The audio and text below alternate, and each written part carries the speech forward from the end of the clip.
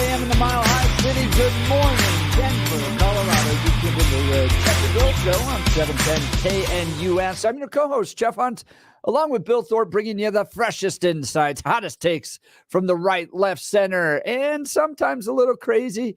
It's going to be a beautiful day in America's greatest city, and we're gearing up for a whole morning of engaging discussions, critical analysis, and most importantly, your calls and texts, because this is where Denver's voice is heard loud and clear. So give us a call, give us a text, and grab your coffee, Denver, and let's dive into the issues that matter most to you right here, right now. It's going to be a wild show. The Colorado legislature wrapped up yesterday. Oh, they're done. Yay. Celebration. No more harm. Can't mess anything up again. So that's fantastic. We should all be celebrating that one. Richard Holtorf is going to join us in the 7 o'clock hour to give us details on that. And as you know, Richard, he doesn't hold back. No, so this will be fun. This will be a lot of fun. 7 o'clock hour. An unvarnished opinion is probably the best way to put it. So it'll be fantastic. Lots of news to cover. Everything from Israel to Trump trial updates to campus protest updates. What's happening down at Aurora campus to new demands coming from migrants here in Denver. Bag fees that may be coming. Or response to kind of these growing fees that are happening in the state of Colorado. And then remember, Jeff, remember, it's a fee, not a tax. Right? Very important. They're not taxing you. They're just feeing you. It's much better. We're in such a weird spot in our culture right now where nobody is just honest with their prices. Yeah, even companies aren't. Because like if you go to a hotel and you get the bill, you're like, what? Yeah. Fee? Yeah, exactly. It's I don't know if you ever remember who is it Bill Engvall? It's either Bill Engvall or Jeff Foxworthy that talks about the extra fees and stuff that you have. And I think it's Engvall that talks about how he gets in late one night, etc., and with his wife, and they show up at the hotel and things are, and he checks in, and at the end the bill is much higher, and it has things like athletic fee and dining room fee. He's like, I didn't use any of those. They're like, but we're charging you fees. And he said, and so again, this is a little bit blue, but he said his thing was, so what he did is he charged a service fee for his wife staying with him. And he said, the hotel told me, well, the facility was there for you to use if you wanted. You didn't take advantage of it, so we're charging you for it anyway. And she goes, well, my wife was here. I could have offered her to you. You could have used her if you wanted to. It was available, but you didn't take advantage of the service. So I'm still charging you. So he was trying to zero out the bill. And I'm like, that's a clever way to do it. But you're a clever way to do it. But you're exactly right. The silly fees they tack on. It's ridiculous. So we'll get into that. And then took time yesterday to watch Who is Bobby Kennedy, which is the 30-minute documentary Robert Kennedy just put out. In addition to the brainworm. Yeah, the brainworm. I saw that. And he's oh, my goodness. Dead, though. I'm like, wait, and hang it's on. Just hanging out in his brain. I know. Although the best comeback I saw yesterday on social media was, what? Did it starve to death? I was like, that's good. I'm like, I wish you would have thought of that one. That's very good. That's very clever. That's a nice 5th grade insult. That's really good. And his response was, I could have 5 or 6 brainworms and still debate Trump and Biden and defeat them.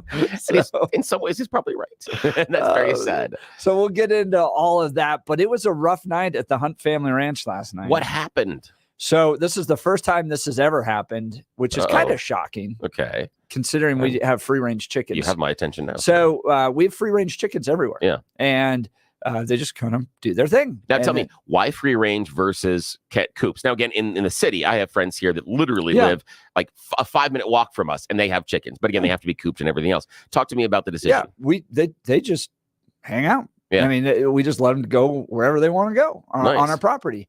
And we have lots of dogs around, so it hasn't been that big of an issue. But the dogs don't free roam. They're not. They're being trained. Well, and dogs would be dogs. They'd be over in our neighbor's trash. Yes, they will. All that stuff. This smells interesting. Can I eat this? Right. Yes.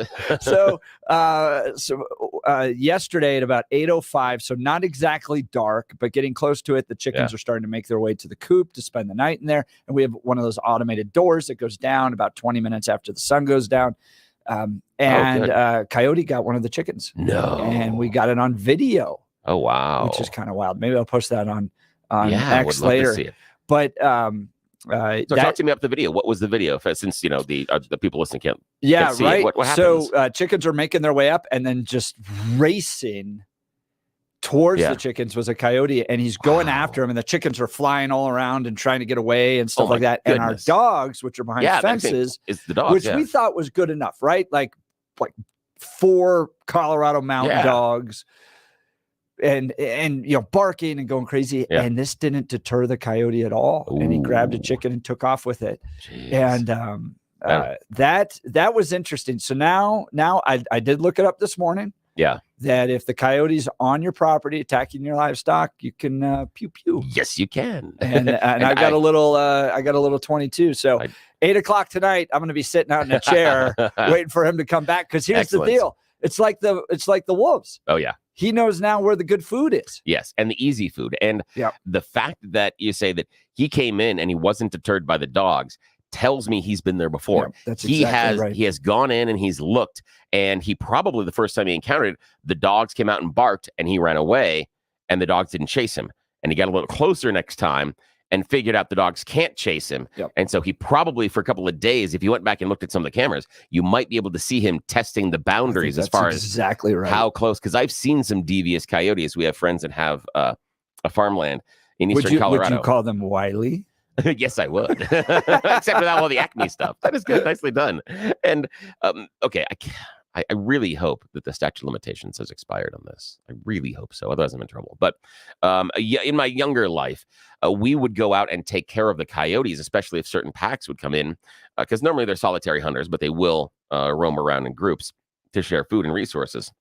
So we may go get what were called the work vehicles. That's the beaten up vehicles on the farm. Yeah, and we'd get 2 or 3 of us together in different vehicles with some 22s, and we'd go coyote hunting with the cars middle of the night. We're talking 10, 11 o'clock at night, and we'd go after them. So what you'd have is you'd be sitting there, and the person that is driving, you would sit out with, you have a floodlight. Yeah, and so, I was going to say, how you saw their eyes, right? So, and so you have a floodlight out there, and so you're poking, and the driver's telling you where you want the light, left, right, and then as soon as you find them, you start chasing them down, and the other cars come in, and one person holds onto the light, and the other 2 pull out the 22s, and you start going after them.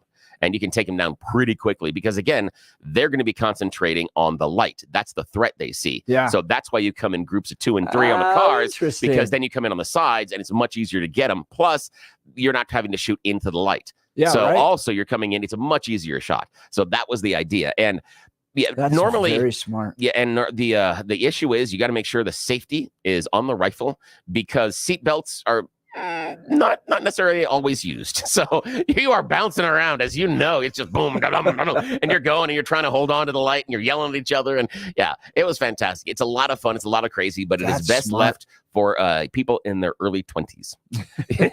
That's it. And it was funny because the older guys, the ranch hands, and then my buddy's father, who owns the ranch, would sit there and he would say, "Okay, kids, it's time for you guys to go coyote hunting." None of the big adults came with us for obvious reasons. They were very smart. Plus, let the kids go. Yes, exactly. Bouncing around in the cars, and plus plausible deniability. No, officer. I had no idea these kids were being this stupid. So yeah, that was some great times. There's some really fun times. I'll be Elmer Fudd for the rest of the weekend. Oh, good luck. You'll have to update us on that one. I will. Let's check in on the news with Blake Olson. Good morning, Blake.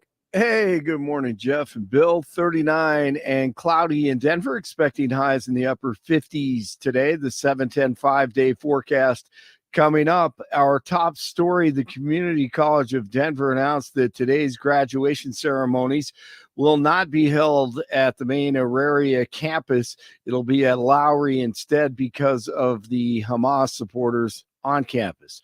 Colorado lawmakers approved a bill last night that could give many homeowners a larger exemption and an average of $300 to $400 a year.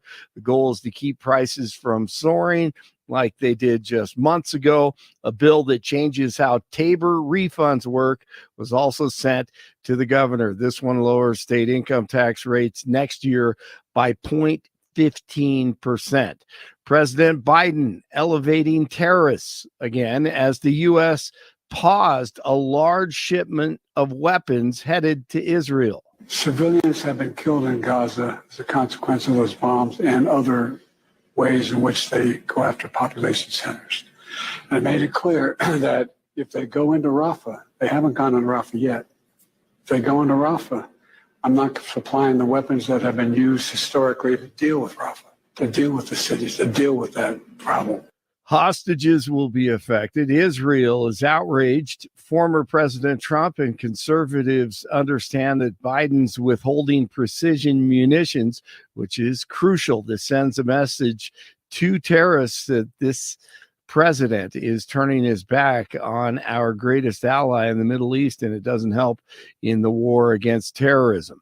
Trump's show trial resumes this morning with the extortionist Stormy Daniels, who's lost to Trump actually 2 times in court and actually owes him $500,000. She's back on the stand. Her testimony has nothing to do with this campaign derailment trial, and Judge Mersham continues to preside.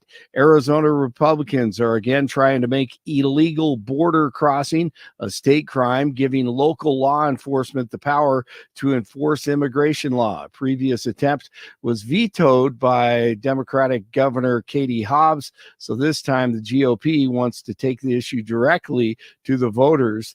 The Secure the Border Act would go on the ballot in November, where, if approved, would not need the governor's signature. Lakewood police fatally shot a carjacking suspect on Wednesday. A man with a gun was threatening someone near the Walmart on West 4th and Wadsworth. The suspect then carjacked an elderly woman near Carr Street, took off in her minivan. Police pursued him before he crashed on an on-ramp. Police say he stepped out of the minivan with a gun, and officers opened fire. The suspect pronounced dead at the scene, and his identity hasn't been released. 36 in Northglenn, 37 in Highlands Ranch, and it's 39 in Denver. News brought to you by Lair Fireplace and Patio, Denver's premier source for everything fireplace, patio, and grills. Locally owned and operated since 1954. Online at lairfireplacepatio.com. Nikola Jokic wins his 3rd NBA MVP. The Mavs' Luka Doncic, the runner-up. Jokic and the Nuggets try to bounce back in Game 3 of the Western Conference semifinals in Minnesota tomorrow, trailing the T-Wolves 2-0. The Avalanche try to up their lead 2-0 over the Stars in Dallas tonight in their second-round series. Mark Crowley and Kelly Michaels fired up about that, I'm sure. Rockies, Giants getaway day to day at Coors for the Giants. The Rockies lose last night 8-6. It is Thursday, and Jeff and Bill continue. Blake Olson, News Talk 710 KNUS. The 710 5-day forecast calls for some soupy weather here along the Front Range today. It'll be mostly cloudy. Highs will only be in the 50s. We're going to see a few showers during the day, maybe a few showers and isolated thunderstorms towards evening, and a few showers tonight, a low near 40. Still in the mid to upper 50s Friday, an afternoon shower or thunderstorm, then upper 60s Saturday, a late day thunderstorm, low 70s Mother's Day Sunday and Monday, with both days bringing late day thunderstorms. Meteorologist Don Day, 710 KNUS.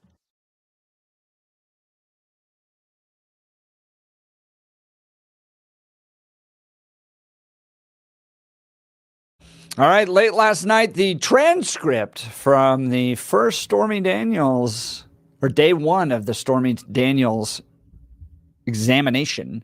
Yes, and it's already being made into a one of those softcore Showtime movies. So I read it, and it is here's where I'm a little confused. Yeah. Okay. And you need to kind of help me think through on this, because today she's back on the stands. Yeah. So they kind of get into her background. Like, where'd you come from? This is where it all starts, right? Rough childhood. Mother would just disappear for days. Was actually like graduated like 3rd in her class from a prestigious high school. An engineering high school in Louisiana. Jeez. And was set to become a veterinarian, and had actually gotten a scholarship to go to vet school and all that stuff. But then didn't have money. And one of her friends was a dancer and invited her into it. And that's the way Stormy Daniels went. And she got into that. And she started 17 years old. Yeah. That's 17 years old. That's about just, the age. Yeah. It's ridiculous and scary. And So she starts doing that. And then she realizes that the people that make the big money do the movies and then become like featured dancers. And so she's like, okay, I'm going to go do the movies. Then you go, it's basically a tour. So the idea is you make the movies and then you go on tour and they pay you more money because the clubs want to bring you in because you bring in the customers. So that's exactly what happened to her. So then she gets into the movies and then she gets into writing and directing. I guess there's scripts. Didn't realize there are scripts. There are scripts. What? Yeah. Seriously? Yeah. Okay. I'm sorry, but if you are a script writer for those movies, how hard is that job?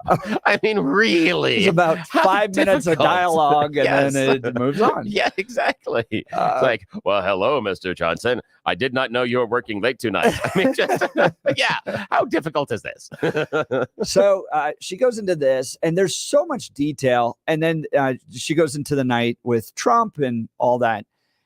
There's a tremendous amount of detail, right? Yeah. She knows. And if you remember, the judge even goes, why are you so concerned about like the color of the carpet and the floor and all that stuff? Because she remembers it. She remembers the tile flooring. She remembers where flowers were based on this. She had, she remembers that light was coming in through the windows. She remembers all these details in the run-up. And if I was a juror, here's the perspective I put myself in. If I'm a juror listening to this, this is where I would have a problem with her testimony. Okay. She remembers all these details when they first meet. The magazines, the conversation. They talked for like 2 hours. Which were there, I'm kind of like, meh, what? Because I don't know guys that are as busy as Trump spending 2 hours doing anything. But then when it gets down to the act itself, there's all these blank spaces in her memory. Yeah. Like big ones where she's like, I can't remember how I got on the bed. Yeah. I can't remember how I got undressed. Yeah. I can't remember what he said. I can't remember what I said. All I can remember is looking at the ceiling while the act was being done. That's it. That's where I go, huh. Now for what happened? Maybe, and then the other thing that was hard for me was when she felt so uncomfortable. Yeah. Really? Like we talked about your journey through this, that you've been in front of men with no clothes on for years. Yeah. You have written movies, you've directed your own movies, you have starred in your own movies, and you felt uncomfortable. Yeah. Oh, I get it. And I can see that. The thing for me about the uncomfortable nature would be the expectation. It's that, well, you're a porn star, so obviously we're going to stoop. That's obviously what you do because you just throw it out to everybody. And that would be my interpretation of the uncomfortable nature. Now, again, I have questions too about the gaps in her memory. However, I do know people that have gone through trauma, and that does happen, that you end up blocking out those specific pieces. Now, do I believe that this was so traumatic that she needed to or had to? I can't speak to that. It seems, for me, unlikely, only because the people that I know that have those type of gaps, it is more usually something that has to do with violence or really serious sexual assault. Yeah. And that's where I encountered the blackout pieces of the memory, which seem to be more self-defensive. This here doesn't seem to rise to, again, my anecdotal experience and people that I know, it doesn't seem to rise to that level. To me, I would be surprised that in this type of an encounter that the memory would be blocked out. It's just weird. And given, again, her history. She's got a long history of this is unlike a sexual encounter with what you'd say just a regular workaday person. This is someone that is used to a large number of sexual encounters and having some that are probably very uncomfortable, given the fact that we've done weird things in front of rooms full of people while we're naked. So, so I'm like, the threshold I think is a little bit higher. So the fact that this ends up being that blackout is weird to me. I think you're right. It's weird. Yeah. So that's where I'm just kind of sitting there as a juror going, huh, maybe it is the kind of trauma side of that. I don't want to dismiss that out of hand, because maybe that did happen. But then you're like, this isn't like this. I think at one point she said she'd been in 150 movies. Yeah. And you'd think that given that type of sexual proclivity, it would take something a little larger to create that kind of trauma. So that is where we're going. Is it just seems rationally that type of memory blackout would happen with a larger trauma, not this. Yeah. So it's I'm just real questions about the details she has about room and stuff, but then the actual encounter, the lack of certain details is weird. Like she can't say what he said or this or that. It's just very strange. And she doesn't even really say how she got undressed or how they ended up in that spot or anything like that. Clothes probably fall off with Velcro. It's probably a button on a watch. Naked. Something like that. And then she admits, no alcohol, no drugs, none of that stuff. And so there's things where I'm like, there are moments where I go, this probably happened.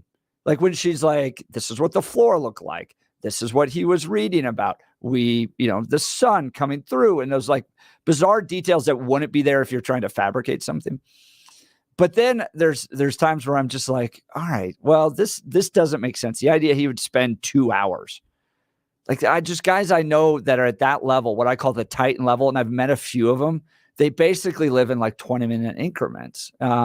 They're just going all the time. They're managing businesses. They've got this activity, that activity. They're 2 hours to just sit around and talk.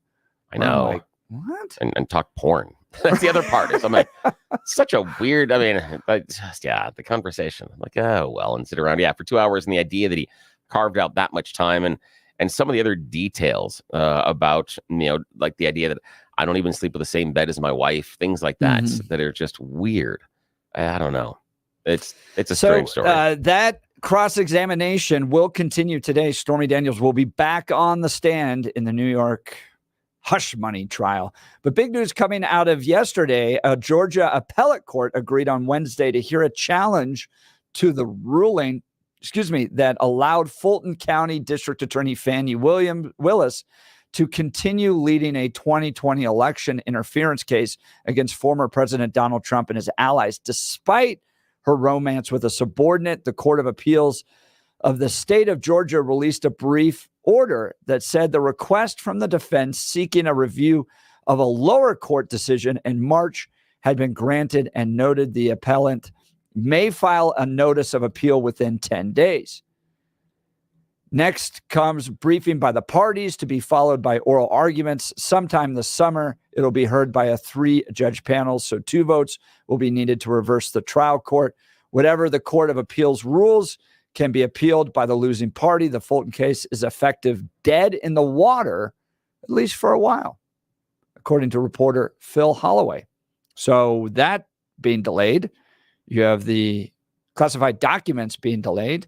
So now you're really the only one you're having is, it is interesting, bizarre, man. And it's the New York one. It's really interesting because, and I've brought this out a couple of times, that the GOP is not pushing to have these cases adjudicated because they always say law and order party.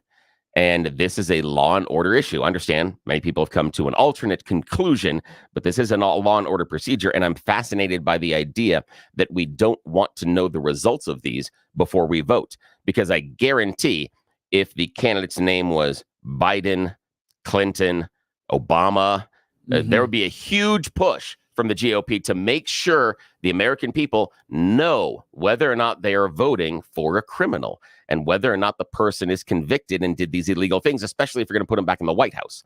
And especially if some of these things they did while they were in the White House and are subsequent to being removed from the White House based on an election.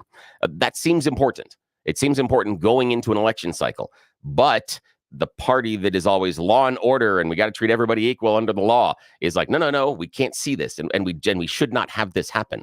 I find that really interesting. And the other one with the Fanni Willis case is that somehow because she hired her boyfriend, that dirties or sullies any of the investigation. I'm going to have someone help me connect those dots. I understand the want to remove her and maybe get another prosecutor who may choose something else. I get it. But I still remain unconvinced of the argument that because her boyfriend was on the case, that somehow that dirtied the investigation. You'd have to show me that made some sort of a pejorative in the investigation going after Trump.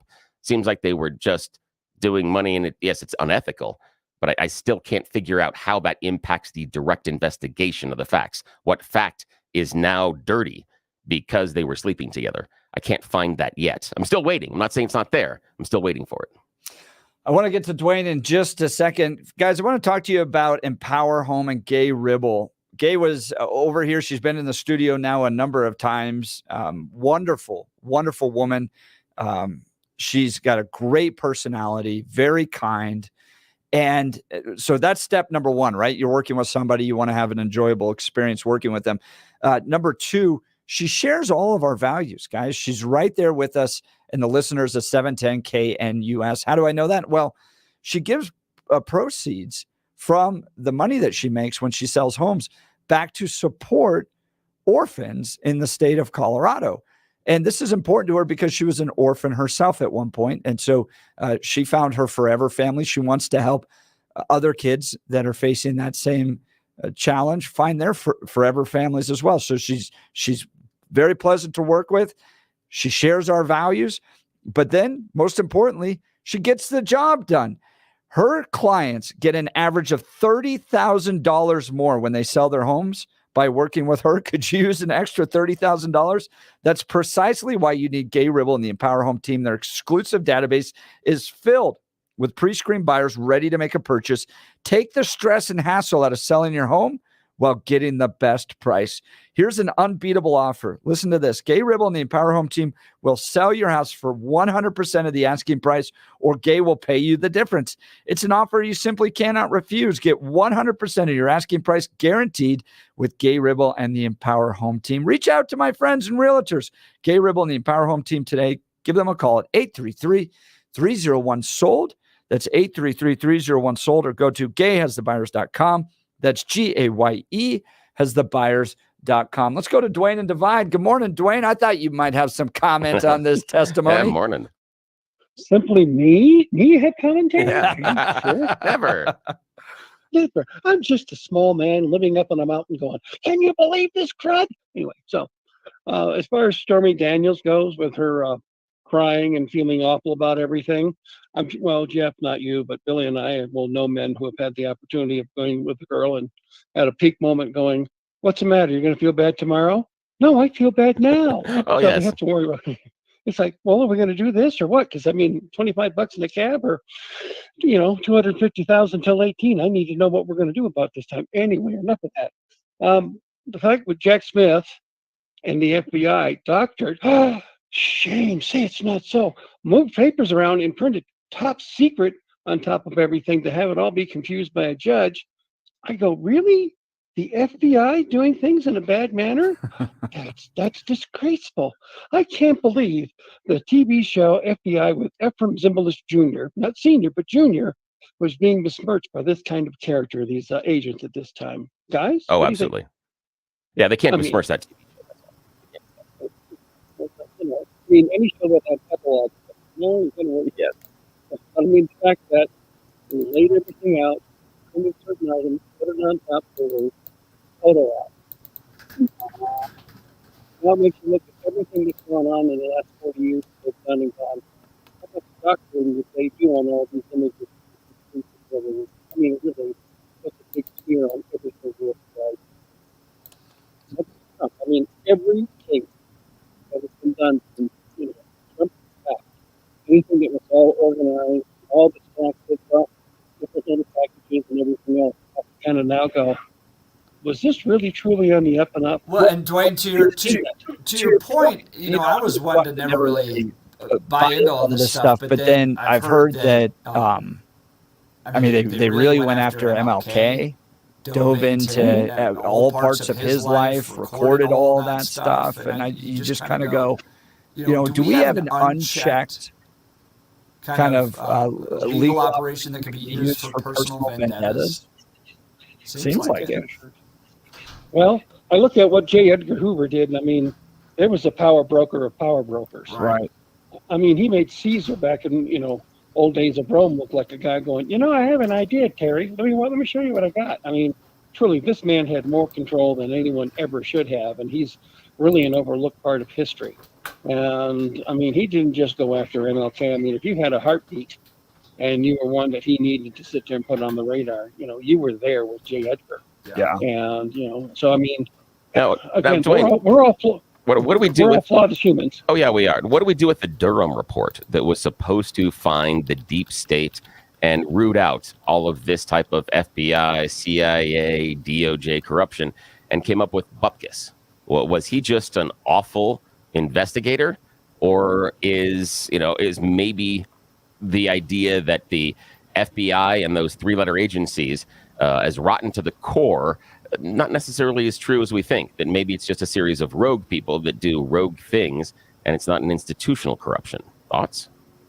Well, I mean, I look at it this way, and I have a friend who's been in the FBI for 30 years, just retired. A couple of friends from Langley who have sat there and gone their times. I mean, individually, I know there are people who stand up every day and deliver. I mean, we are not a banana republic. However, are there people that would sit there and conspire to go do things? Oh, yes. Are there people in the radio business who would take, two people to get rid of another person because of a threat? Oh, we've seen it all happen. But at the very same, I'm not painting a broad brush over everything that happened. That's fair. But you look at everything and it's like, like I say, I have not done any personal investigation to the depth. But with Fusion GPS, the Hillary campaign, and all of this being transferred, and what McCain did to sit there and put out the Trump tape of him getting in the Russian hookers and all they did on a bed and everything else. McCain's the one who kicked it all off. So you can tell that he wasn't a happy man with Trump.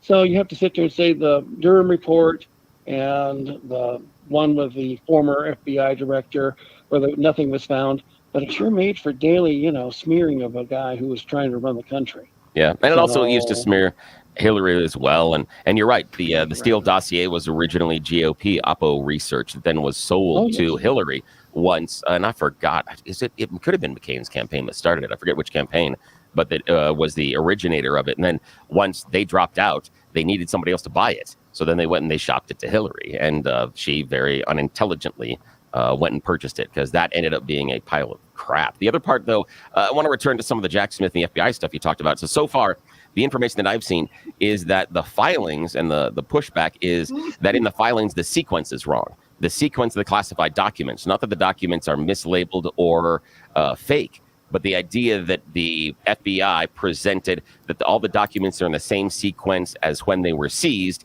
and they aren't. They've been moved around, and they're not necessarily in the sequence they were represented inside of the original charging filings. And that seems to be the issue. Do you have any other information than that?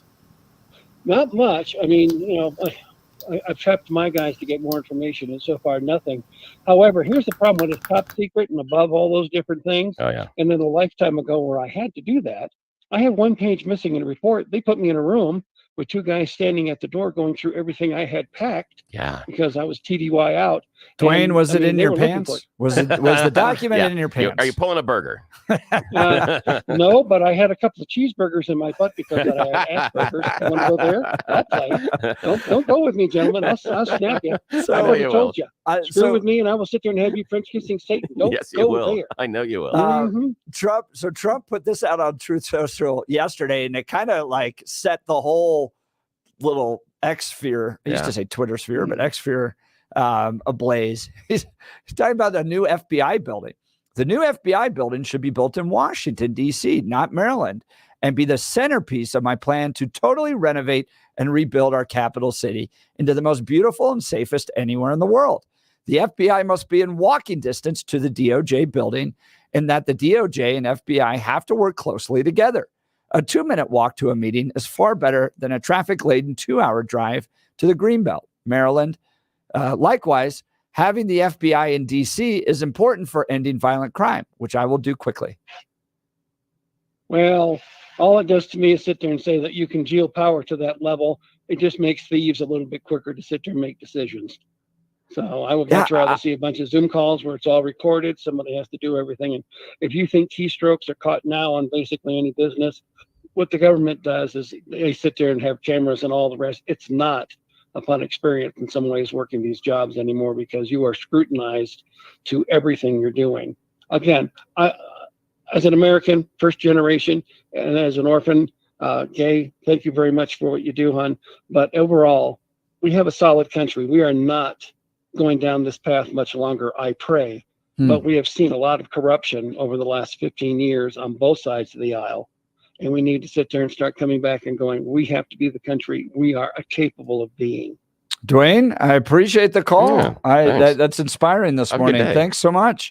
I want to talk to you about UltraCur, guys. UltraCur is a patented non-prescription natural capsule that works fast. I'm thriving and fighting back my workout soreness with UltraCur. Surveys show that 50% of people using UltraCur find relief within 48 hours, and half of those within 2 hours. Experience UltraCur for free.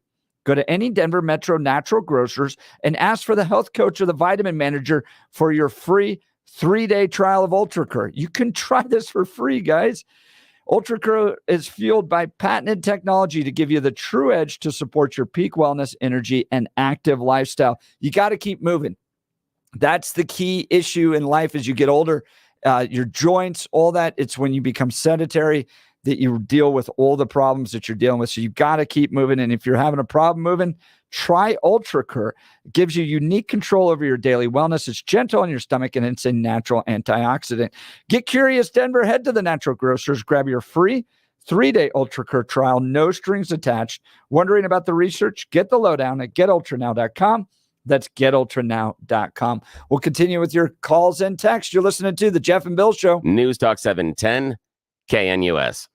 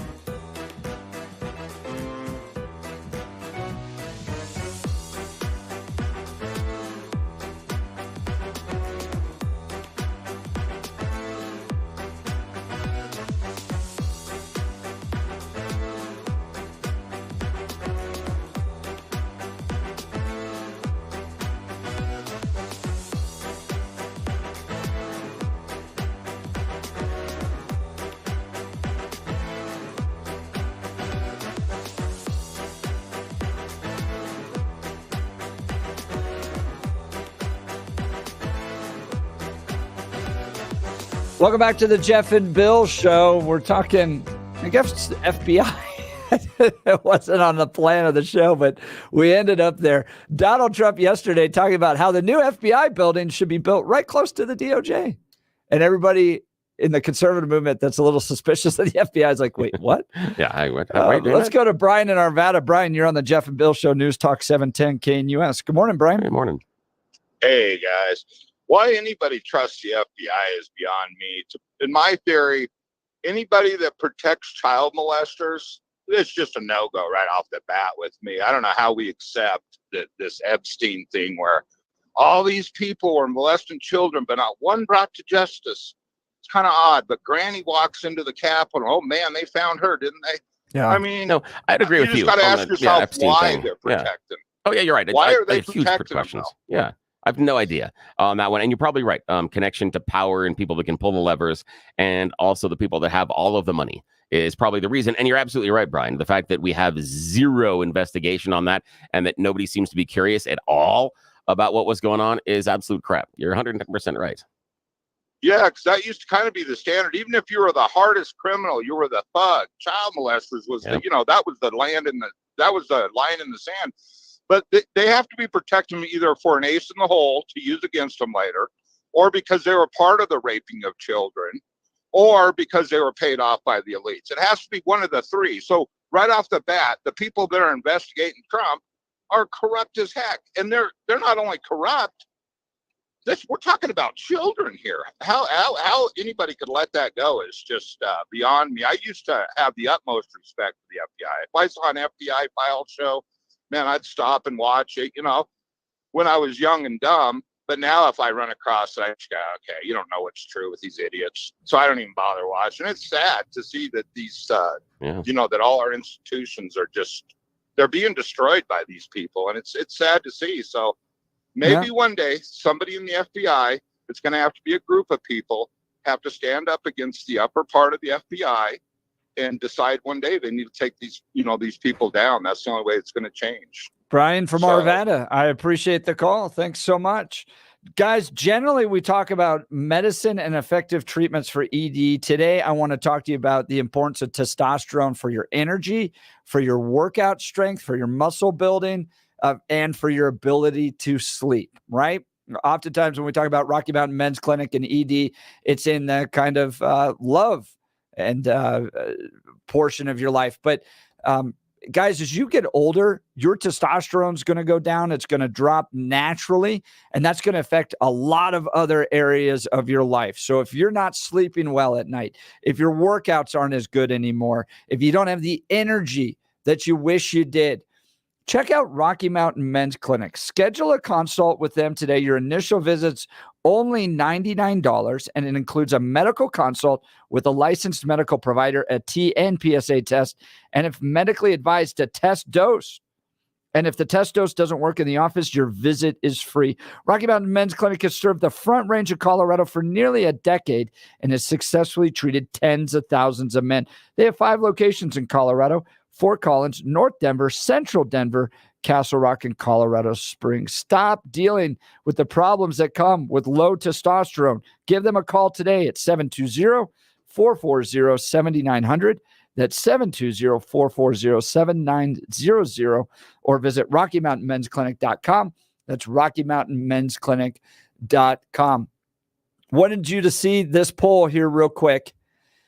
A new poll found that most U.S. college students do not support the tactics used in the anti-Israel protests taking place on campuses nationwide that have raised concerns about the safety of Jewish students. An overwhelming majority of the responses, 90%, were against protesters blocking pro-Israel students from parts of campus.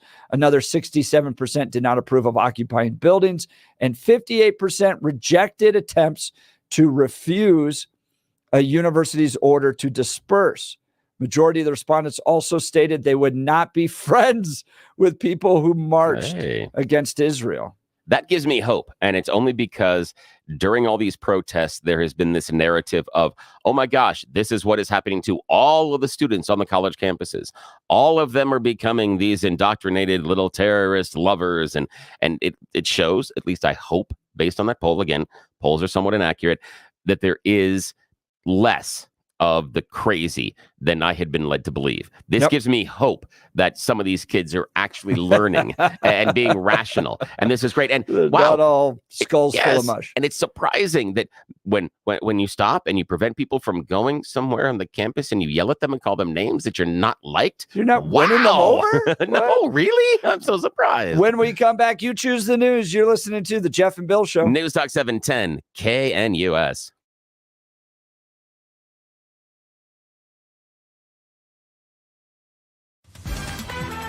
At this hour in London, I'm Julia Chapman, and here are the top stories we're following.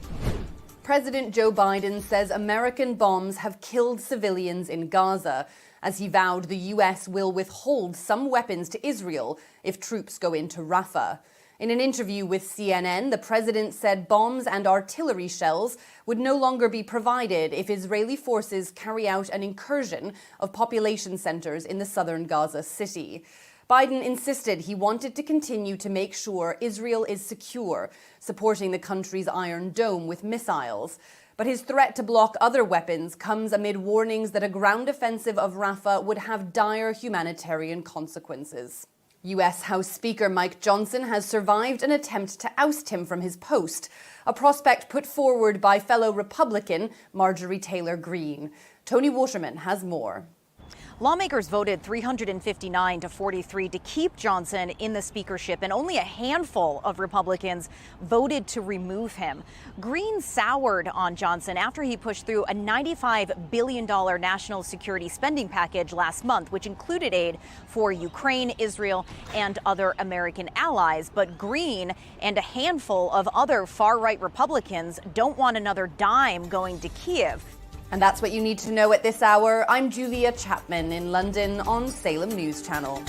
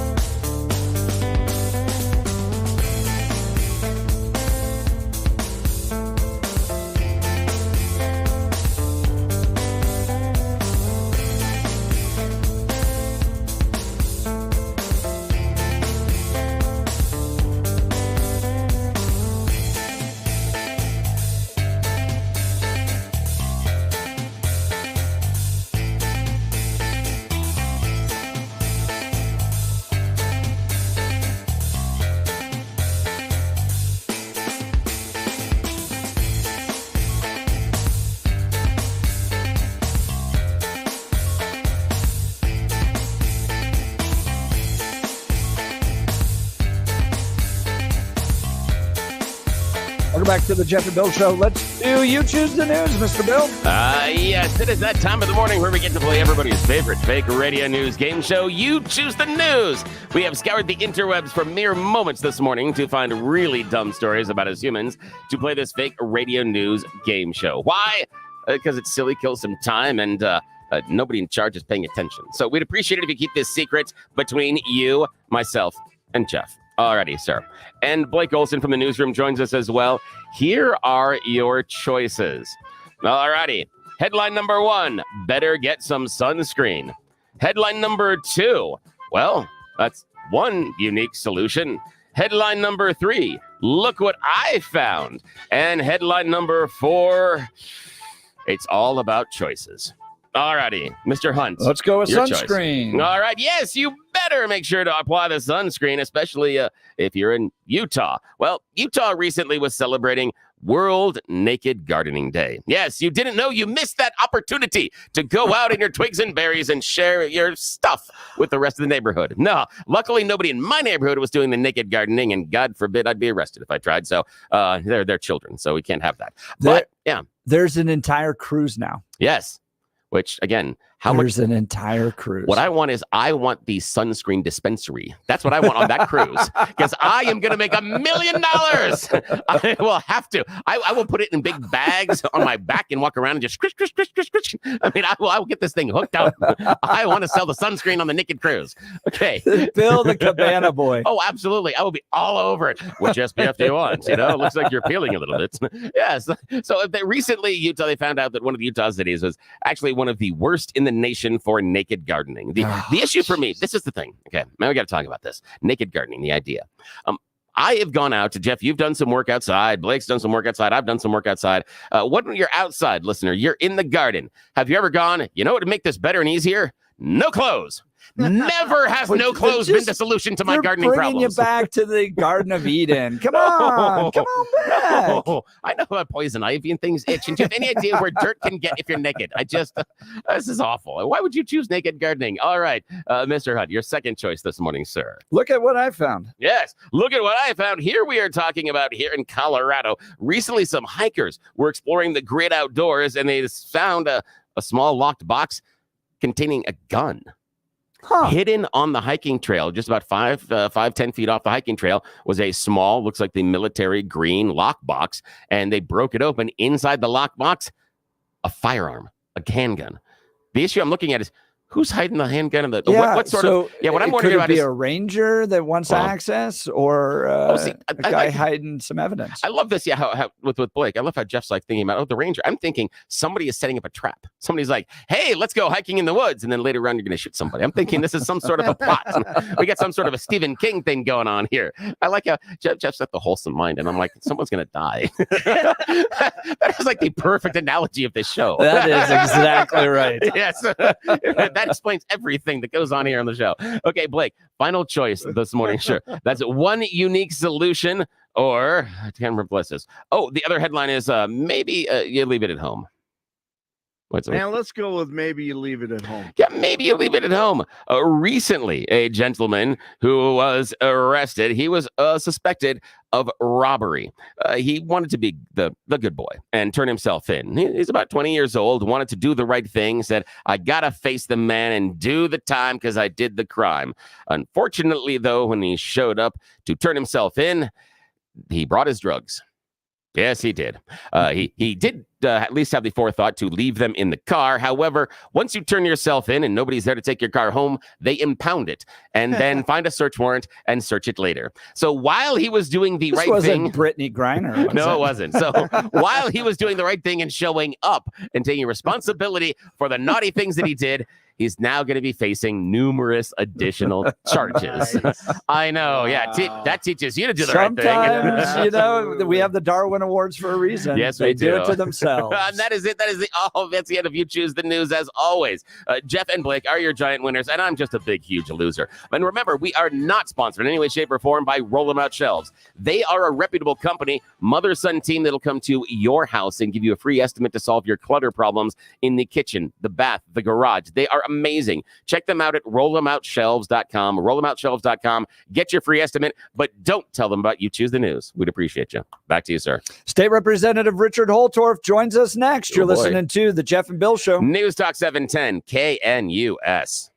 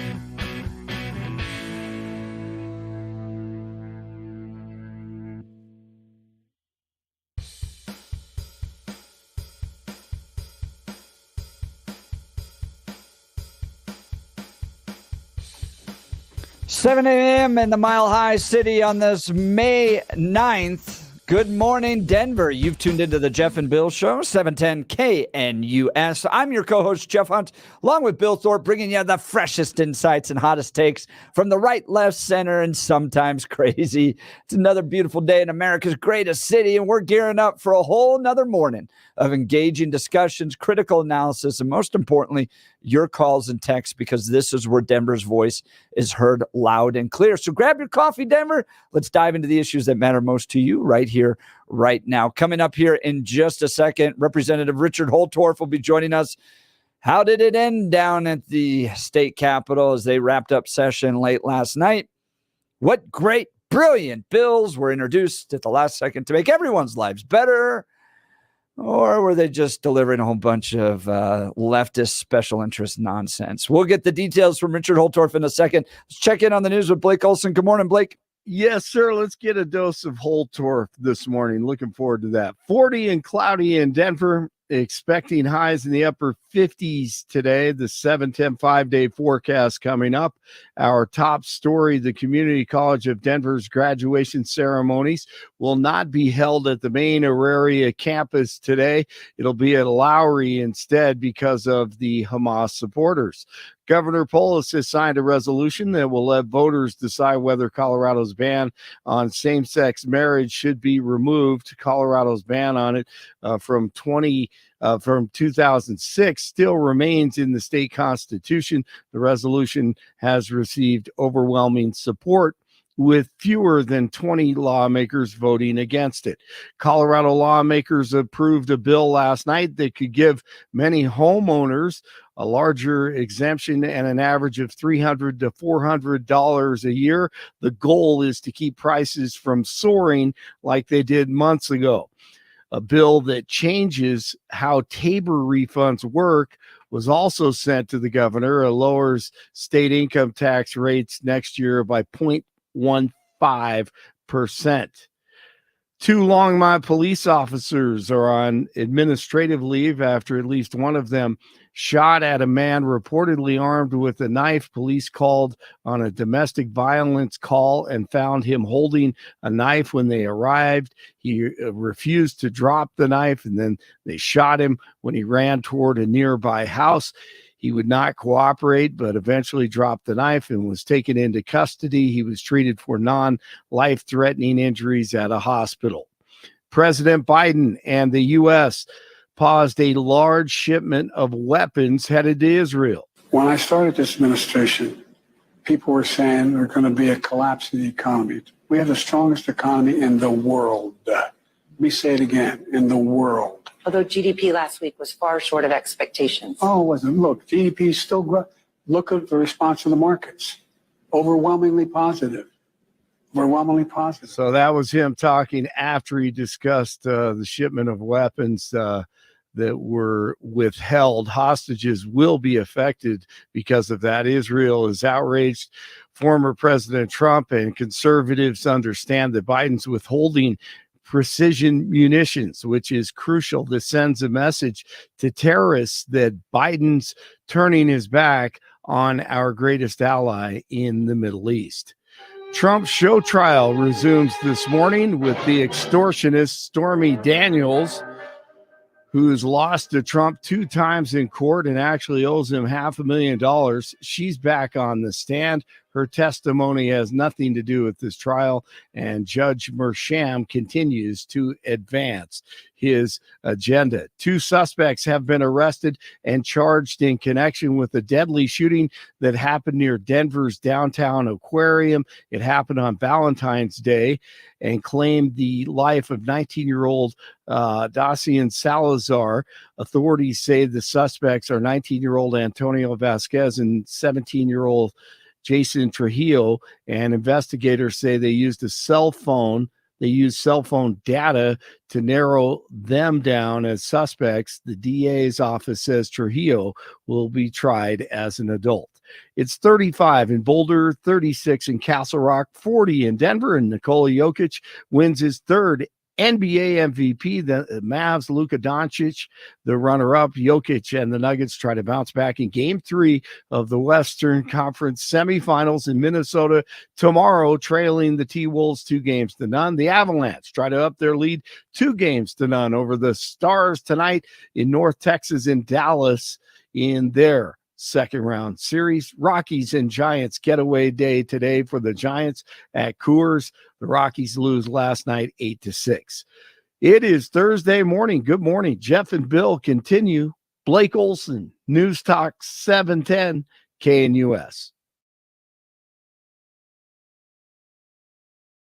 The 710 5-day forecast calls for some soupy weather here along the Front Range today. It'll be mostly cloudy. Highs will only be in the 50s. We're going to see a few showers during the day. Maybe a few showers and isolated thunderstorms towards evening, and a few showers tonight, a low near 40. Still in the mid to upper 50s Friday, an afternoon shower or thunderstorm, then upper 60s Saturday, a late day thunderstorm, low 70s Mother's Day Sunday and Monday, with both days bringing late day thunderstorms. Meteorologist Don Day, 710 KNUS.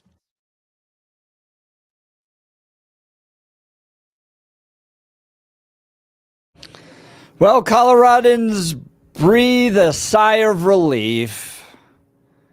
The leftist lunatics down at the state capitol have finished their term.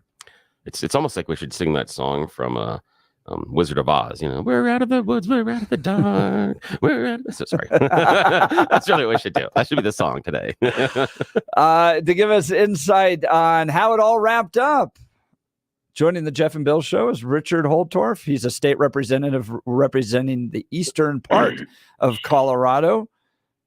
Representative Holtorf, thanks so much for being on the Jeff and Bill show. Hey, good morning. Hey, Jeff. Hey, Bill. Thanks for inviting me back in the 7 counties of Northeast Colorado and House District 63. And the entire state can celebrate because the lights are out in both chambers of the state capitol and your wallets are safe for now. For now. All right. Tell us about all the bills, all the good work that the state legislature did with their time This is down going to there. be short.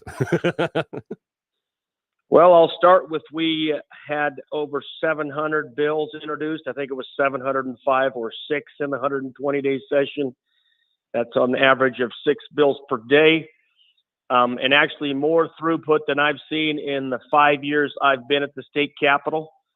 In my humble opinion, it's twice the number that should be offered. And even if you follow the 5-bill rule, I'll do a little cowboy math for the listening audience. 100 legislators times 5 bills is only 500. So there shouldn't be more than 500 bills introduced in any session if you follow the rules. But we know a lot of people, including the majority in this state capitol, they like to make up the rules, bend the rules, or modify the rules, and really don't follow the rules very closely, which is a big frustration for me. I will tell you, good gentlemen, that a gleam of light did come out at the end of this session. You know, last session, the Republicans walked out because of the Proposition HH bull that the Democrats peddled at the end and railed the entire state with.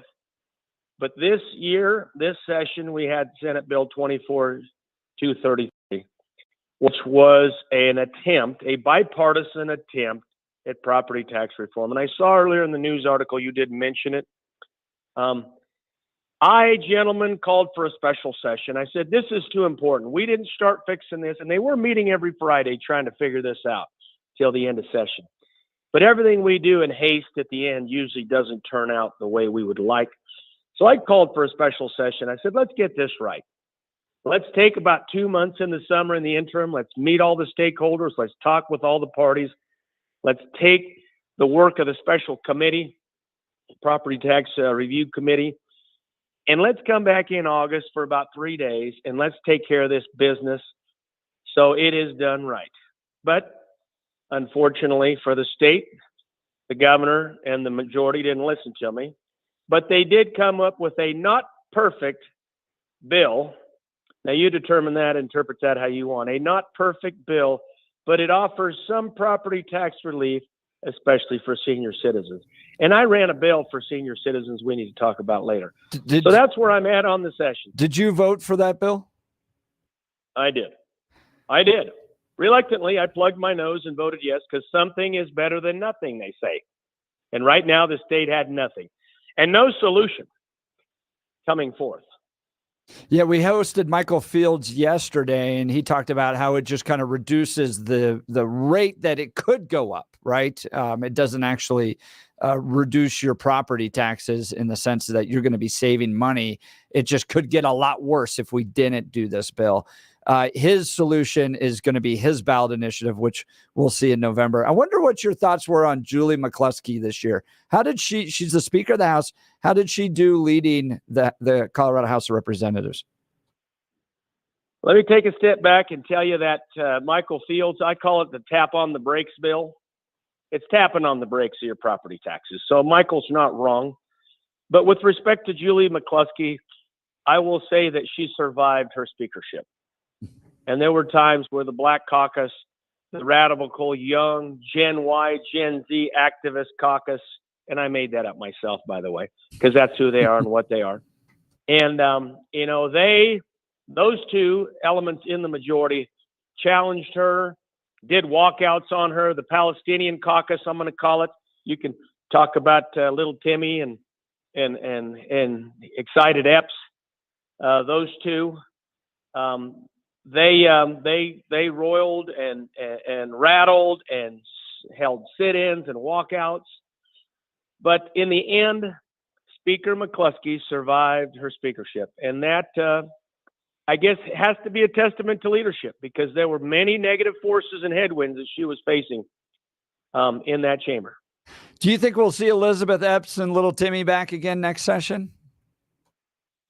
For the love of God, I hope not. But I will tell you, Epps is at risk. But Tim Hernandez has got quite a following in his district. He was a young, in college, he was a young activist at UNC. He was the campus UNC student body president his senior year. He's got a really good activist pitch that he'll present. And he's got quite a following in that Gen Y, Gen Z community and the activist community. I imagine he'll be back. How big within the Democrat Party down at the State House, and how powerful is the radical left? Well, I would say that the 20% of that caucus, 25% of that caucus, and it's a divided caucus. We've seen it. We saw it on votes, a divided caucus. But at the end, emotions prevail, sympathies prevail, the tears come out, the begging and pleading for support comes out, and emotions drive the Democrat caucus. So in the end, they will typically vote as a block unless there is strong political and or resistance from a district.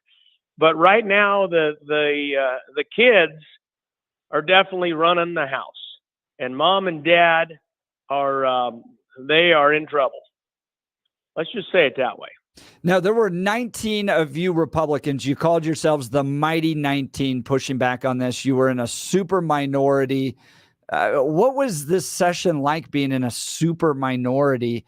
And do you hope that next session you're going to gain some seats? Well, Jeff and Bill, you know I'm the House Whip. I'm on the leadership team. I, as the whip, put together and coordinate with the leadership team the floor work, daily floor work, plan against and how we're going to stand up to really bad Democrat bills, what amendments we can get on bills that we have to try to soften the crash landing on, and what bills we want to try to kill. And we had a success in that area this year, probably arguably better than ever because of our new leadership team with Rose Puglisi as the minority leader, Ty Winter as the assistant minority leader, myself as the whip.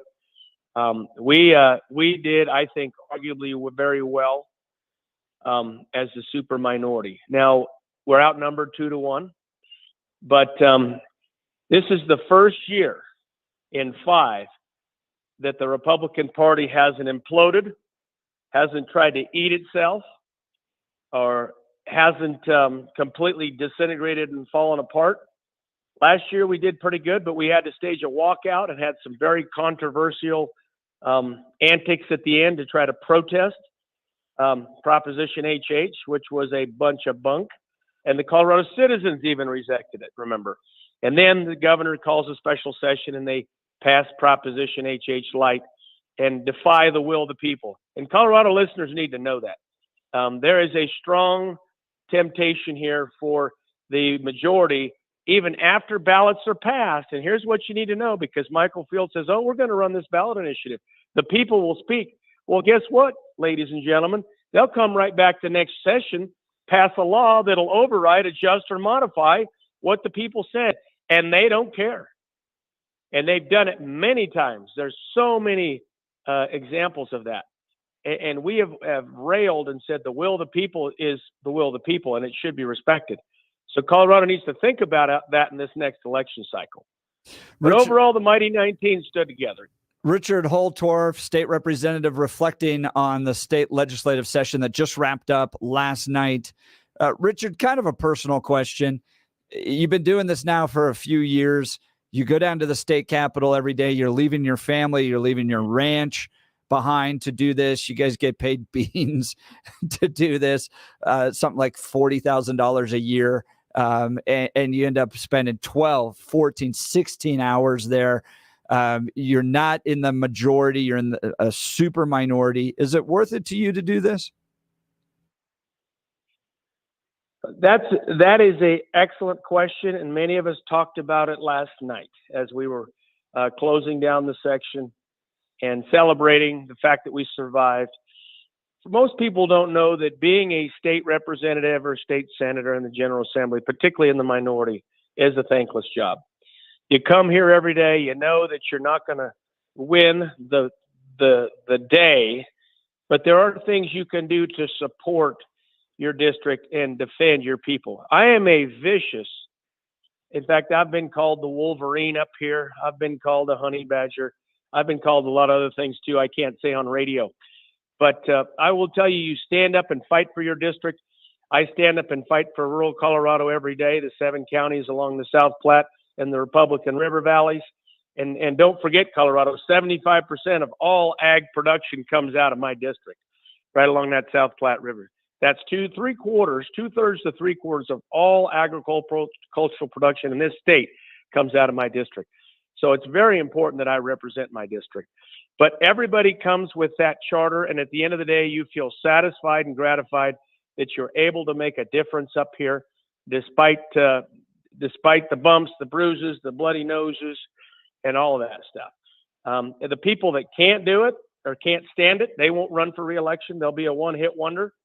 The people that can do it and keep swinging and have the moxie and the wasta to continue to fight will come back. Now, we're planning on, we said this last election cycle, we need a red wave. The red wave's coming. Well, we're hoping that this year the Colorado electorate will wake up. It's a different demographic. It's it's an election cycle for the presidential election now. And Republicans, independents, unaffiliated, people need to get out and vote and pick the right candidate. So we're looking for 5-6 seats coming back in the state house, and we could get more. When I started, we were at 24 seats. Now we're at 19. We need to get back to, I would like to be at 30 seats. We can get 30 seats in this chamber. We're only one off on committees, and we can poll 2 or 3 Democrats that are sound, moderate, blue dog Democrats that'll come and vote common sense. We can pull those over and align with us in that calculus. And then this state will be more balanced, and we need balance. Even the lobby corps down here is begging for balance in this state capitol because the far left, the radical activist left, has got this cat by the tail, and this cat's screaming down here. Richard Holtorf, representative here in Colorado and candidate for Congressional District 4, joining Jeff and Bill. Thank you for your time. Now, I want to talk about trying to find that balance at the state capitol. What have been the 2 or 3 most effective tactics that the Mighty 19 have been able to implement to slow down the progressives under the Golden Dome? And what have they done to fight back to try to basically mute or blunt the best tactics you have? What has worked really well for you guys this session? Well, I can't say that on the radio. I can't give you and any Democrats listening out there that sympathize with the left. If there's any lefties out there listening, which I highly doubt, because I imagine the far left that I work with up here probably would listen to the Jeff and Bill show and think that someone had their fingernails going across the chalkboard. Well, actually, you know what happens is the Democrats here in Colorado, when they buy their radios, this radio station's not on there. It's just one of the rules. No, continue. I get it. Yeah, you don't want to give away the secrets.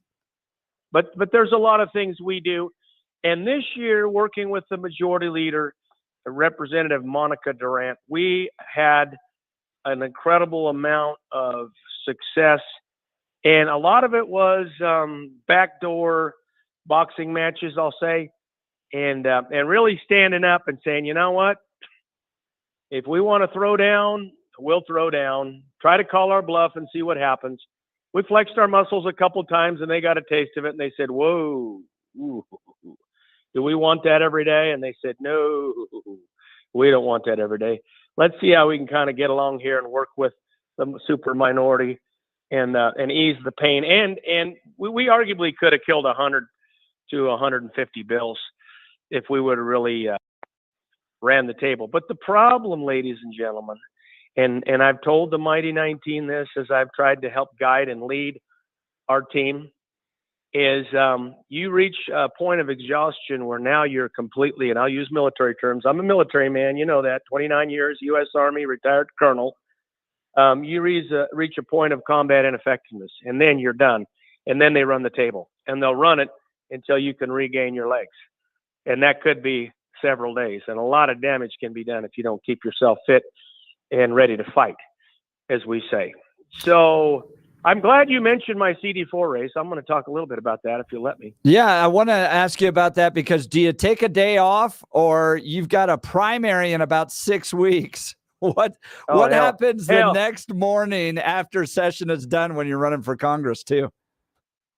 Well, what you do if you're Richard Holtorf for Congress is you get up at 5:30, you get ready to rock and roll, and you roll out and talk to Jeff and Bill on the radio. And then you we're doing at 10 o'clock, we're doing a press conference here for the House Republicans here in the state capitol. But then I'm going to roll out and start putting up signs. Got some issues, Lauren. Why did you vote no on the Israel support package? Why do you not want to help our only Middle Eastern ally survive and defend themselves and get rid of a terrorist organization that has been killing their people for decades and will continue to? And I heard a comment for you Boebert aficionados out there, pay attention, because I heard a comment on TV that said she didn't care if it was Hakeem Jeffries or Mike Johnson in the speakership. To her, it seemed like it was all the same. Well, shake that off a second. A Speaker of the House that's Hakeem Jeffries, a radical leftist Democrat from Harlem, versus a Republican from Louisiana. And oh, by the way, she voted for Mike originally. Then she started to doubt Mike Johnson's leadership. Now, luckily, she got her senses and voted for him again in this last vote. But what kind of loyalty is that? What kind of person that in this fight, when you are in a caucus or a conference, you need allies. You need people that got your back. And you can squabble and fight behind closed doors and even in the hallways, but doggone it, when you get out in that public square, you better stand up for Republicans. And I mean stand up strong and try to hold them up, unless they have lost all grace and completely lost their way. And Mike Johnson has not done that. Richard, so I got issues with that. Richard Holtorf, I got a question. What is your campaign strategy going to be for the next 7-8 weeks here? This is closing very tightly. I think she has a money advantage. I think she's probably got a polling advantage, and she's got Trump's endorsement. So what are you thinking? Blah, blah, blah, blah, blah, blah. This isn't a Trump state. Wake up, Washington, D.C. This isn't a Trump state, although I love Trump, his policies. This isn't a Trump state. First thing you need to know. Money doesn't buy elections. In fact, when Boebert ran, remember, against Tippin? He had millions of dollars, and she had hundreds of thousands, and she won. So I don't like that blah, blah, blah, that rhetoric. Oh, she's got money. She's got name rec. She's got Trump's endorsement. Look, my strategy is going to be a full court press, just like in high school basketball, for the next 8 weeks, a full court press. And I'm not letting up if I'm going to have a chance. And I'll out-hustle them. I'll outwork them. I'll run circles around them. And that's going to happen. You're going to see that. And we're just going to give it the old college try, and we're going to go, and we're going to try to convince voters that Holtorf for Congress is the best vote. If you don't want a bunch of high school drama, if you don't want a little social media queen out there trying to get all the hits in the world, maybe that's what you want.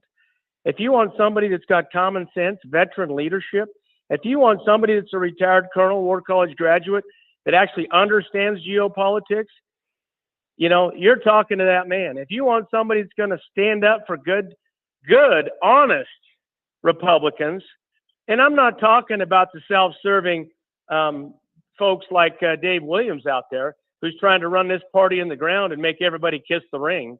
I'm not into kissing the ring. This is about people. Hey, have you spoken to Dave since the state party put out that survey? No, I haven't. I've talked to a lot of Republicans in a lot of counties, and so many counties now are saying, we're not endorsing, we're not having it, we don't support this. This is a bad idea. Colorado Republicans have never done this. Why are we doing this? And it's Dave Williams, right? It's his leadership or failed leadership, therefore. But the counties and the county executive committees, and for all the counties out there, you've got to stand up to the state party and say, state party, you work for us. You work for all Colorado Republicans. So do your job. You're not out there trying to have everybody kiss your ring and be the gatekeeper. That's not your job. Do you think he's gonna lose to Jeff Crank in the primary for Congressional District 5? Well, isn't there another guy running named Stephen Varela? Oh no, that's CD3. That's a different race. So it's him and Jeff Crank running in CD5. Yep. And let me just say this. Think about the leadership, the self-serving, egomaniacal leadership that Dave Williams is expressing right now as the state party chair, and the chicanery that he's done. Just think about it. And then drink a sip of your coffee, and then contemplate a little bit. Is that the kind of thing I want in Washington, D.C.? Somebody that worked so hard to get a Trump endorsement that he basically changed all the rules for his own interests, and in a time and in a state where it wasn't even that relevant and should arguably not have been done. The early Trump endorsement. That was self-serving. And everybody knows Dave. So for those of you that don't know Dave, he's very self-serving. His self-interests are at the top of the list here. Are you endorsing Jeff Crank for that race then? No, I'm not endorsing anybody in a primary. Pay attention. You shouldn't be, as a Republican, endorsing any person. Now, if you want to support them privately, if you want to coach them, counsel them, give them money, talk to some of their constituents in personal, private conversations, hey, I think that's great. Everybody should do that. But to openly be endorsing candidates, Republican candidates, as a Republican leader, statesman, in any position of authority, that is wrong. You shouldn't be doing it openly and out loud, because the candidates need to have a chance to run their races, and you shouldn't put your thumb on the scale, Jeff. Let the electorate decide. Let the people that are voting figure it out. Talking with Richard Holtorf. He's a state rep, just wrapped up session yesterday. He's also running for Congress. His website's holtorfforcolorado.com. Holtorf spelled HOLTORFF just because of the 4 there. HOLTORF for Colorado.com. Richard, let's go back to Congressional District 4 here. You're out there meeting with people. You're talking with primary voters. You got a big primary coming up in about 7 weeks. I got 2 questions for you. First, tell me the top issues that they're talking about. What are they looking for in a candidate? And then 2, maybe you can start here. Handicap the race for me. Who do you think is your primary challenge right now? Who's further down the list? Who should drop out right now? All right, let's start. Let's break that into 2 parts. Okay, so bring up the second part after we answer the first part.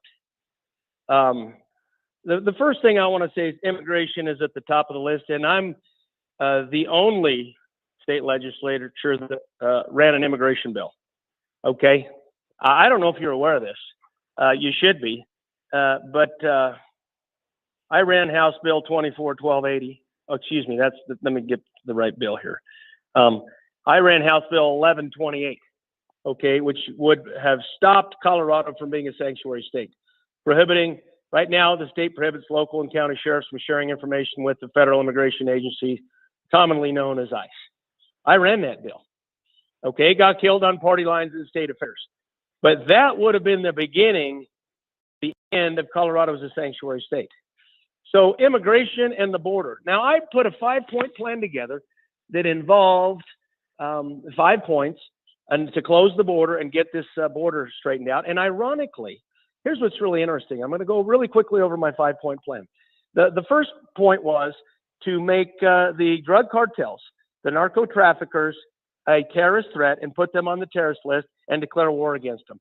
The next point was to set up a task force that involved the military directly into National Guard, Reserve, active duty, directly involved in closing that border, also supporting the Customs and Border Patrol agents down there. And also with this task force we would set up, starting to use our military assets to protect our border.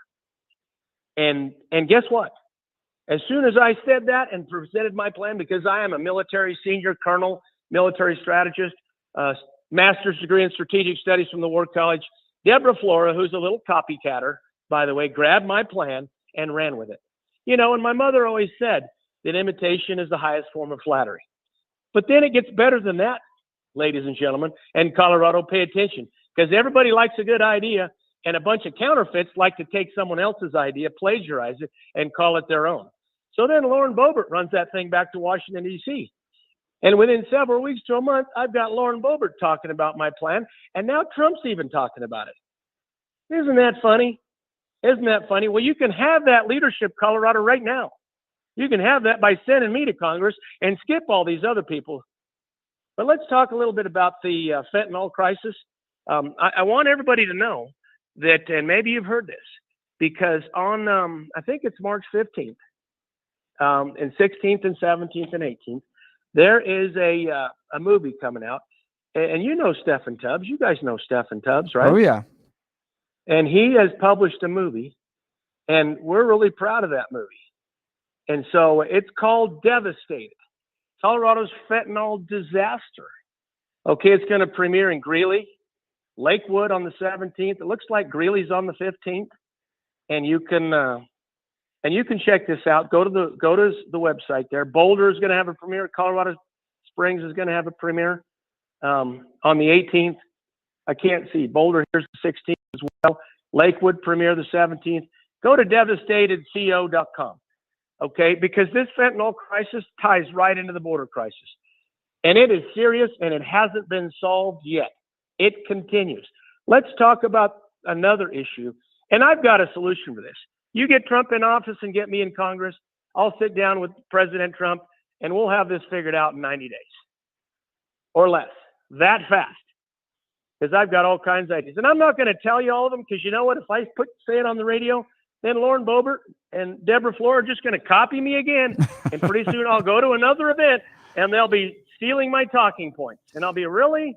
You're really going to do that, ladies? Come on. Now let's talk about the next issue. I've got a plan to fix every sanctuary state in the country. You ready for this? Because I'm about ready to reveal. This is a reveal party right now, Colorado, on the Jeff and Bill show. So get ready, write this down. You want to stop blue sanctuary states from failing to implement federal law? Then send me to Congress. Now get ready, Lauren. I know. Drew Sexton, write this down. That's her campaign manager, because I know you will. I know your operatives are listening. Deborah, write this one down too, because I know your operatives are listening too, because you're always listening to what I got to say. We go to Washington, we do legislation that says if you don't follow federal laws, you don't get federal funding. What? We can do that? You absolutely can. Colorado is so dependent on federal funds for almost every department: human services, public health, unemployment insurance, Medicare, Medicaid, Social Security, so many things. And the management of those funds, and the state pulling funds to put to grants, because it's grants a go-go in this state. We have so many grant programs, arguably billions of dollars worth of grant programs in this state right now. Guess what? Those states will come in line. When those federal funds don't come, the threat of not receiving those federal funds that they're so dependent on are not going to come from Washington, D.C. You watch them say, what do I got to do to get back in the front of the line? Richard Holtorf, he's running for Congress. State rep just finished yesterday the state session. Now he's running for Congress. We're almost out of time here, Richard. Who should drop out of this race? Well, let me start from the bottom, and I'm going to work my way up. Peter, you go back to Loveland. You haven't won a race. Any race you've ever ran, you haven't won. You arguably should just say, okay, and take your campaign funds and support Holtorf for Congress. Bet on the best horse on the track. Peter, I'm sorry. I love you like a brother. We're friends, but you're not winning this. And your mother might not tell you this, but as a friend, I will tell you, you probably need to save your money and drop out.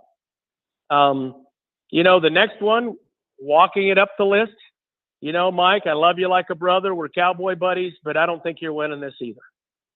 I don't think you are.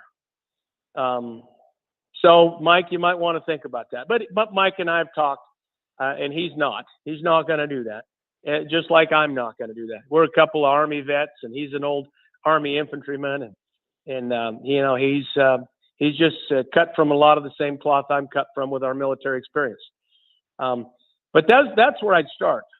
Now, the other three that are in there, I can't talk to them. Jerry Sonnenberg, he's an establishment guy. He's been around forever. He's the Mitch McConnell of Colorado. He's kissed the ring so many times. I think his lip prints are on every ring in the state and back in D.C. too. Ken Buck tried to prop him in when they did that little special step down of Ken Buck and try to prop Jerry in there and I don't know if Colorado knows that, but that was all created. That was a backdoor deal. So that's done. That backdoor deal's done. It didn't work. Jerry didn't get that slot. And Greg Lopez now. Greg Lopez is running as the Republican candidate for the special CD4 election. That special election. I've already told Greg I support him. He supports me. And we're working together, and we're going to get him in Washington, D.C. in July so he can finish out Ken Buck's term, because Ken Buck is a dismal failure for Colorado, dismal failure for CD4. He's a quitter.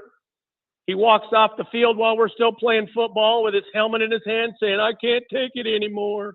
It's too hard up here. I'm just hurt too bad and wounded. I'm going to go work for CNN. So, and he has been on CNN. Do you guys know that? Talk a little bit about Ken Buck on CNN. Am I the only one that knows this? Has he been on CNN since he left? Times. Oh, yeah. wow. Haven't seen a regular, but I've seen him on there. Richard, we're getting text message here. Doesn't get much more entertaining than having Holtorf on the show. Richard, unfortunately, we're out of time. I appreciate you so much. I know it's the morning after session is done. And if I were you, I probably would have had some whiskey last night. And so I appreciate you getting up early. How do you know I didn't? How do you know I didn't? Come on, boys. How do you know I didn't? You got that youthfulness, man. I would have been sleeping in, but he's already off and running on his Congressional 4 primary race. Holtorf for Colorado is the website, HOLTORF for Colorado.com. Representative Richard Holtorf, thanks so much for being on the Jeff and Bill show. Yeah, let's do it again. Let's do it again soon.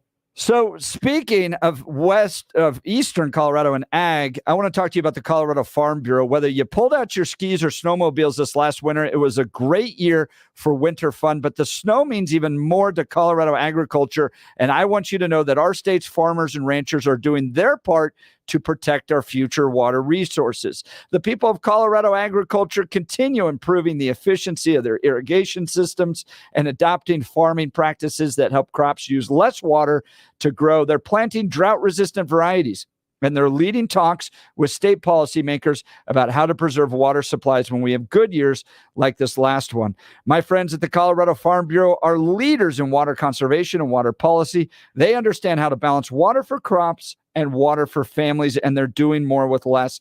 I highly recommend you do your part and join them. Become a member today. Go to coloradofarmbureau.com. That's coloradofarmbureau.com. Well, the ever-entertaining Richard Holtorf. That's a lot of fun. Oh, yeah. Let us so know what fun. you think of him. Give us a call, 303-696-1971, 303-696-1971. Text us on the 710 KNUS app. We'll get to calls and texts. You're listening to The Jeff and Bill Show. News Talk 710 KNUS. At this hour in London, I'm Julia Chapman, and here are the top stories we're following. 92% of Americans are planning to travel within the next 6 months, but many are weighing where to go based on inflation. Haley Bianco has more. Planning a trip to Mexico? Well, according to cheapair.com, the cheapest day to fly to Mexico is on a Tuesday. And buy your plane ticket about 2 months before your travel date to get the best price. As for the Caribbean, if you play the waiting game, you'll get the most bang for your buck there. The best time to buy tickets is about 1 month before flying, and the cheapest day to fly is Wednesday. If you want to stay within the U.S. and check out Hawaii, plan a trip for February or March to save the most money. British Prime Minister Rishi Sunak will call on university leaders to go further to tackle anti-Semitism on campuses.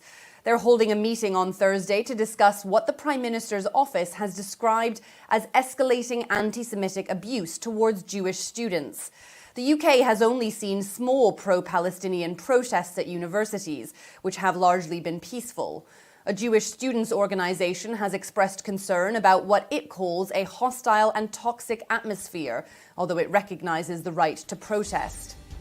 And that's what you need to know at this hour. I'm Julia Chapman in London on Salem News Channel.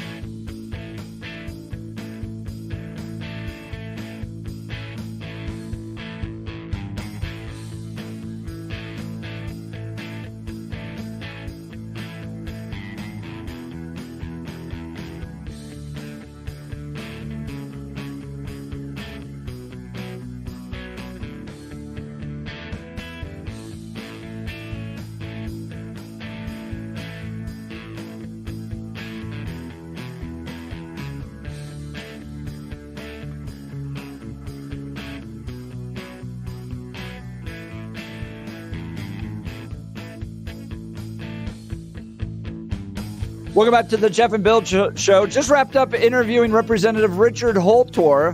So much fun. Last night, the Colorado State Legislature ended its session. Thank God. Oh, yeah. What do they have? Like 400 bills they passed. Yeah. And if you could tell me more than one or two. Yeah.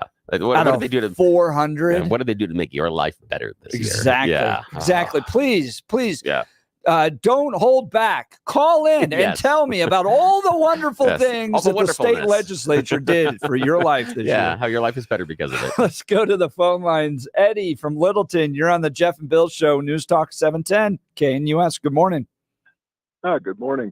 I just caught the tail end of the interview. What a refreshing guy he is. I would vote for him in a heartbeat. In fact, I'm going to send him a donation. But having said that, I think an interesting question would have been, if he loses the primary, would he vote for Boebert? And I think he would. I mean, Ronald Reagan had the 13th commandment. You don't speak ill of Republicans. And boy, has the Republican Party forgotten that. Between Boebert and Marjorie Taylor Greene, what a couple of blithering idiots. Having said that, it would have to be a very unusual Democrat that I would vote for over them, because they're both better than the alternative. Yeah, and that's what we go through in primaries. Look, I've worked in primaries. I've won primaries and I've lost primaries. And it's very hard. It takes some time, especially I'll go back to the 2012 presidential campaign. Rick Santorum was a personal friend. I worked for him in the U.S. Senate. I adore not only his leadership, but the way he cares for his family as a husband and a father. He's a great man. And I really wanted him to be the Republican nominee for president. And I thought Mitt Romney, oh, man. And then Ron Paul kind of split that vote in that race. And I was really frustrated. And I got over it. And at that choice, after about 2 weeks, it was the choice between Mitt Romney and Barack Obama. And I'm all in for Mitt Romney against Barack Obama. So, you get over it and you realize that it's a binary choice when it comes to a general election. You're going to have to choose between one or the other. And you look at the alternatives. You just go, I'm definitely not going to have Democrats in there. So I think he'll get over it. But here's my question. Here's where my gut tells me. Yeah. Richard's going to run for state party chair. Oh, that would be interesting. That's where I think he's going. Hadn't thought about that. That's interesting. Yeah. What do you think about that, Eddie? Would you support him if he was state party chair? Yeah, I think he'd be a refreshing person for that role. I really do. I was very impressed with how he handled your questions and his approach to the problems within the Republican Party. Yeah. And how much fun would it be having him be the leader of the party too? Because it's the interviews. I'm being selfish, but yes. Yeah.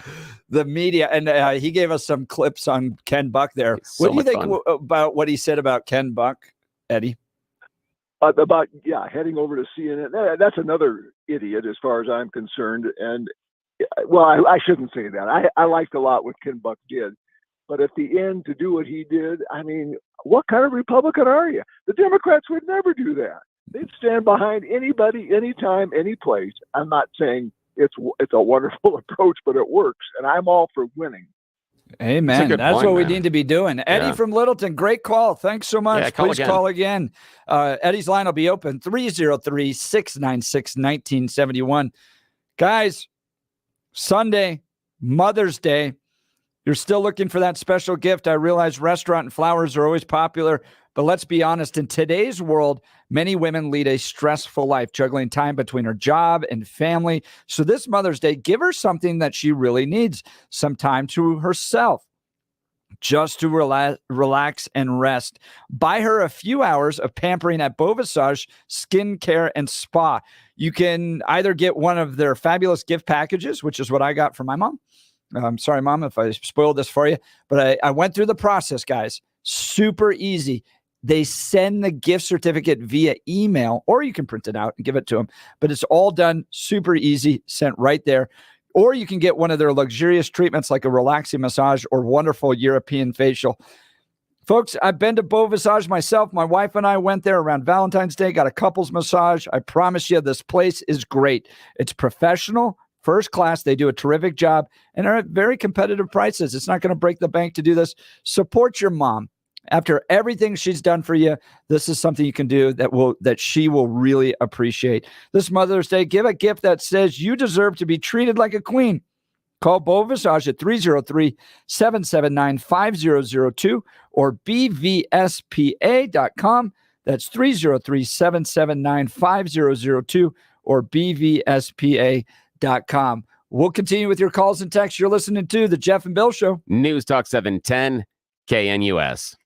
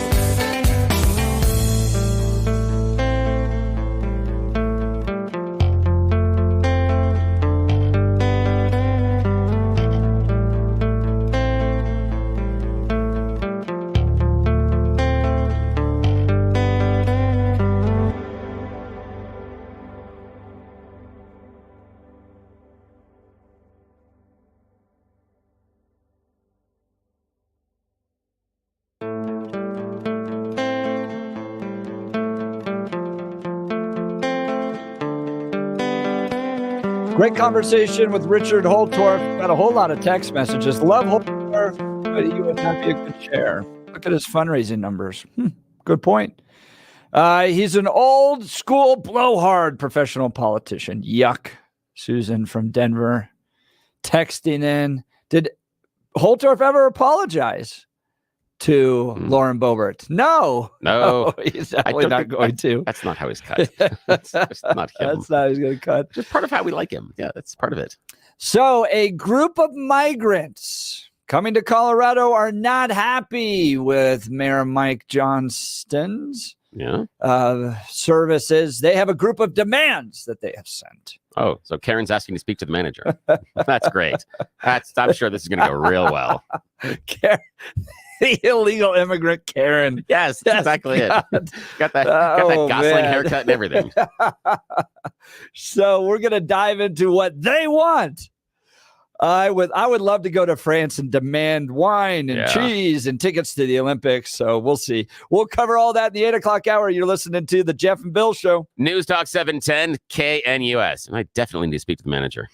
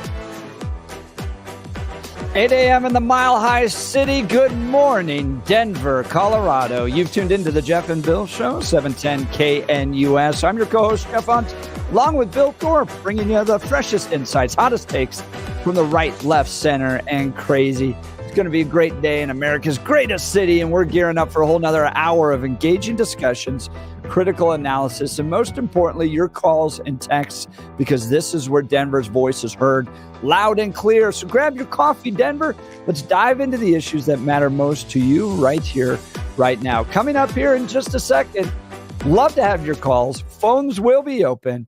Group of migrants send a list of demands to Denver's mayor because $90 million, 6 months of apartment services, debit cards with food, money for food and personal items, legal 20 hours of legal services and workforce training is just not enough.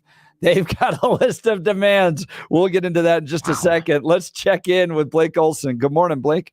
All right, and the best caller will make the news at 9 o'clock. How about there that? You go. I want to hear those callers this hour. 42 and cloudy in Denver, expecting highs in the upper 50s today. The 7-10 5-day forecast coming up. Our top story. The entire state can celebrate because the lights are out in both chambers of the state capitol and your wallets are safe for now. Over 700 bills introduced. I think it was 705 or 6 in the 120-day session. In my humble opinion, it's twice the number that should be offered. State Rep Richard Holtorf, the legislative session is over. Lawmakers approved a bill last night that could give many homeowners a larger exemption and an average of $300 to $400 a year. The goal is to keep prices from soaring like they did months ago. A bill that changes how Tabor refunds work was also sent to the governor. A lower state income tax rates next year by 0.15%. Governor Polis has signed a resolution that will let voters decide whether Colorado's ban on same-sex marriage should be removed. Colorado's ban on it from 2006 still remains in the state constitution. The resolution has received overwhelming support with fewer than 20 lawmakers voting against it. The Community College of Denver's graduation ceremonies will not be held at the main Auraria campus today. It'll be at Lowry instead because of the Hamas supporters. Meanwhile, President Biden paused a large shipment of weapons headed to Israel. Civilians have been killed in Gaza as a consequence of those bombs and other ways in which they go after population centers. And I made it clear that if they go into Rafah, they haven't gone into Rafah yet.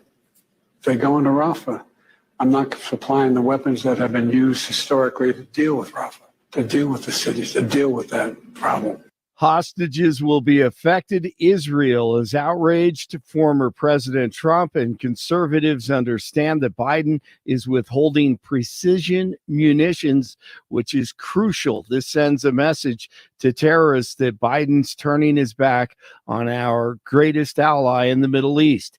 Trump's show trial resumes this morning with the extortionist Stormy Daniels, who's denied the affair at least 5 times, lost to Trump 2 times in court, and actually owes him $500,000. She's back on the stand this morning. Her testimony has nothing to do with this trial, and Judge Mersham continues to advance his agenda. He's a fool. He's not an experienced judge the way he's doing this. 2 suspects have been arrested and charged in connection with a deadly shooting that happened near Denver's downtown aquarium. It happened on Valentine's Day and claimed the life of 19-year-old Dacian Salazar. Authorities say the suspects are 19-year-old Antonio Vasquez and 17-year-old Jason Trujillo. And the investigators say they used cell phone data to narrow them down as suspects. The DA's office says Trujillo will be tried as an adult. 40 in Westminster, 39 in Parker, 42 in Denver. And Nikola Jokic wins his 3rd NBA MVP. Jokic and the Nuggets try to bounce back in Game 3 of the Western Conference semifinals in Minnesota tomorrow. Will the T-Wolves defense smother the Nugs like Holtorf plans on doing to his opponents in CD4? My strategy is going to be a full court press, just like in high school basketball, for the next 8 weeks. A full court press. And I'm not letting up if I'm going to have a chance. And I'll out-hustle them. I'll outwork them. I'll run circles around. And that's exactly what the T-Wolves have done. They lead 2-0. The Avs try to up their lead 2-0 over the Stars in Dallas tonight in their second-round series. Rockies and Giants getaway day at Coors. For the Giants, the Rocks lose last night 8-6. It's Thursday. Blake, yes. Blake, did you see the video of Jokic getting the award or getting announced that he was getting the award? I saw maybe 30 seconds of it. He's like walking by, and I think Charles Barkley's reading it. And right? and he's just it looks like a guy just in the shop doing work. Like he's just like he's not and then he kind of shakes his hand. He's like, oh, That's great. Another MVP. Jokic, I love it, man. He's ready. He's ready to go home again. Go play with his horses, man. That's what he likes to do. He rides those horses. That's his real passion in life. But yeah, man, after you win a championship, it is so hard. The following year, I mean, the season is so long. You're wiped out. I get it. You're only playing basketball, no doubt. But I mean, he doesn't cheat the game. He plays hard, and he's very humble. He's a team player, and I love how he reacts. So I got to check that out. I think he's setting himself up for success in life because his identity is just not all based in this stuff. Yeah, I agree. He's a husband, he's a father, he takes care of his horses. He's just got like a way bigger universe than basketball is. I had a good friend growing up. His dad was a professional football player, and once that wrapped up, man, That's hard. He really struggled for the rest of his life. Yeah, because there's so much of a focus. In there. Right. And Jokic approaches it as if he is a 9-to-5er. I mean, as if he's a lunch pail guy, which is great. And if I was a professional basketball player, I would give up money in order to play with him because of the kind of player he is. And one of the best conversations I had heard recently was coming from Gordon. And Gordon said he jumped at the chance to go from Orlando to Denver because they knew where they were on a championship path. But he thought about the idea of playing with Murray and Jokic. And he said what's really interesting is once you get involved and you play with Jokic, you begin to see the game differently than you did beforehand. How so? He said you start seeing things open up. He said Jokic sees things 3 to 4 moves ahead of anybody else on the court. And so you start anticipating what he's going to see. And Gordon was saying, I see stuff on the court I never saw before. I see lanes, I see passes, because I know if I get to spot X, he can get me the ball. And I never would have done that. It's no longer reactionary. It's the idea of being predicting and knowing how this team is going to unfold. So you know what the defense is going to do against you, and you already have the answer. So that's the idea, although they're struggling against Minnesota. Well, that's the beautiful thing about him. I mean, he doesn't have the quote unquote athleticism. So he does have a good eye for the game. He knows his limitations, but then he takes advantage of everything that he does have. And he's a smart player, and he sees the space on the court. There is no question about that. But as you mentioned, the last 2 games, he's seen a lot of hands in his face. You know, the defense from Minnesota has been incredible. I haven't seen defense like that in a long time in the NBA, which is refreshing. I know Nuggets fans don't want to hear that, but I'm so jaded. I really don't care about teams and uniforms and all that when they get to the pro level, and I just appreciate when someone is working hard, just like Holtorf said, man. Defense is all about working hard, bending your knees and working hard and effort. And as your kids get older, Jeff, you know, you just preach to them about effort on defense, and it's a guy who's going to work harder, and you just don't see that in the NBA. And I really appreciated it in the first 2 games. So the Nuggets are going to have to respond to that, and they're going to have to work harder. And it's not on everyone cheers for the buckets and the shots and the 3-pointers and the slam dunks, but the work on defense, man, moving your feet and just sweating more than the other guy, that will win games. And most of the time it wins championships, and that's what's happening with Minnesota right now. Oh yeah, they are an effort team right now, and they bother you. It's anybody that plays defense a long time. You get in someone's face, and you don't necessarily have to block the shot. You just have to be a presence to make them alter what they traditionally do, because that jump shooter, he may be 10 feet from the rim, and he's practiced that jump shot 1,000 times. He's got muscle memory, but guess what he hasn't done? He hasn't practiced it with you pushing on him a little bit and altering that trajectory. You getting in his face, you making sure that he can't see that clean shot. So the chances are much more likely than he's going to miss. That's why when we saw at the end of the Lakers game, early on game 2, when Jamal Murray made that shot over the top of Anthony Davis and couldn't even see the rim, that's why it was so spectacular. That's something that he doesn't practice, can't practice, and still is able to nail it. So that's what you're trying to do, is you're trying to make those shooters uncomfortable in the situation they're in. That's how they miss. NBA stars don't want to smell your breath. No, not at all. Not during the game. Yeah. All right, Jeff and Bill continue. It's Thursday. Blake Olson, News Talk, 710 KNUS.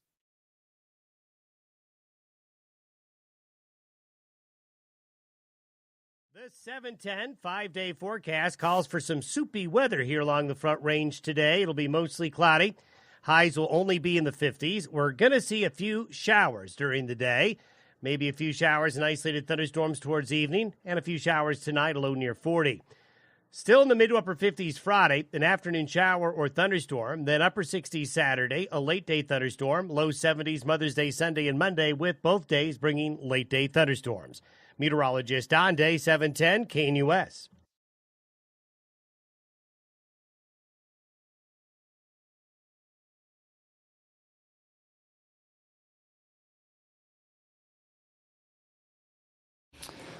All right, let's go to the phone lines. Jim Bob, Fort Lupton, Colorado. You're on the Jeff and Bill Show, News Talk 710 KNUS. Good morning. Morning.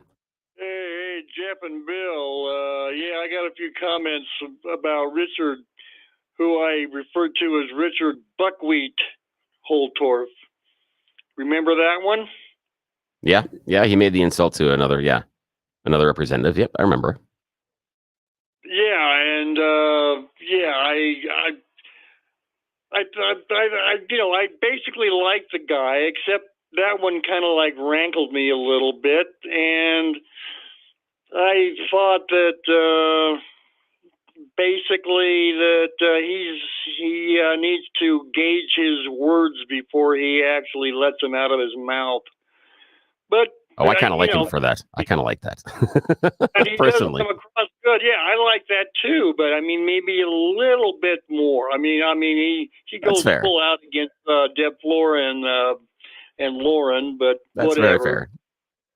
But anyway, and another thing, his thing about cutting off funds to the sanctuary states, cities, whatever.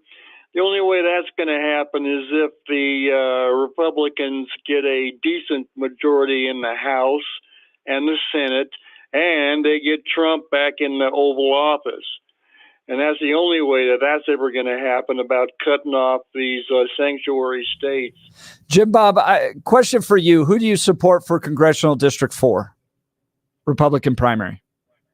Well, I'd probably vote for Holtorf now. So but, I used to be in CD4, and then they turned me into a CD8. I'm so happy about that. How about in that race? Are you a Gabe Evans fan or a Jonik fan? Probably Gabe Evans. I think I signed his petition. Did you? Great. Yeah. Well, Jim Bob, I appreciate the call. Jim Bob, Fort Lupton, his line will be open 303-696-1971. All lines are open 303-696-1971. Text us on the 710 KNUS app. Group of migrants send list of demands to Denver's mayor. This from Fox 31. A group of migrants staying at an encampment in Denver sent a list of demands to the mayor's desk. That group said, if their demands are not met, or if they are met, they will voluntarily stay in the city-funded shelters and leave their encampment where families, including young children, still live in tents. So what is happening here? Well, the migrants came to Colorado and they didn't like Mayor Johnston's hotels from hell, which we've talked about previously, the amount of 911 calls, the drug use that's happening there, the violence that's taking place there. Nobody wants to stay there. Yeah. So they're like, yeah, we'll just stay under the overpass. Yeah. We'll stay over here. And the city of Denver is like, no.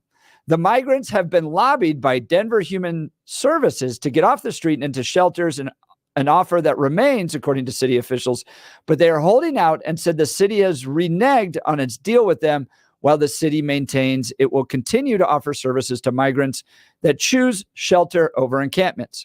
So if you don't go to the shelter, you don't get the services. Seems reasonable. Seems very reasonable. I mean, last time I checked, if I didn't go to the doctor, they don't give me the shots.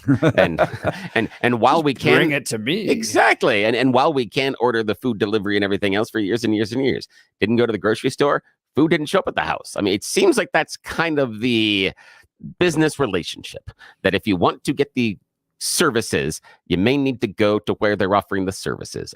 Maybe I'm silly. Maybe I don't understand this new world, but yeah, I don't understand this at all.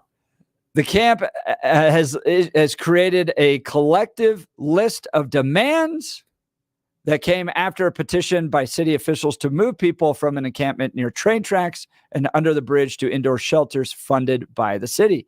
This morning, they sent buses to take people over without presenting the document and without having any kind of signature for accountability. So they actually want Mike Johnston to sign this. This is how the city responded instead of meeting their demands. They sent buses and said, get out of here.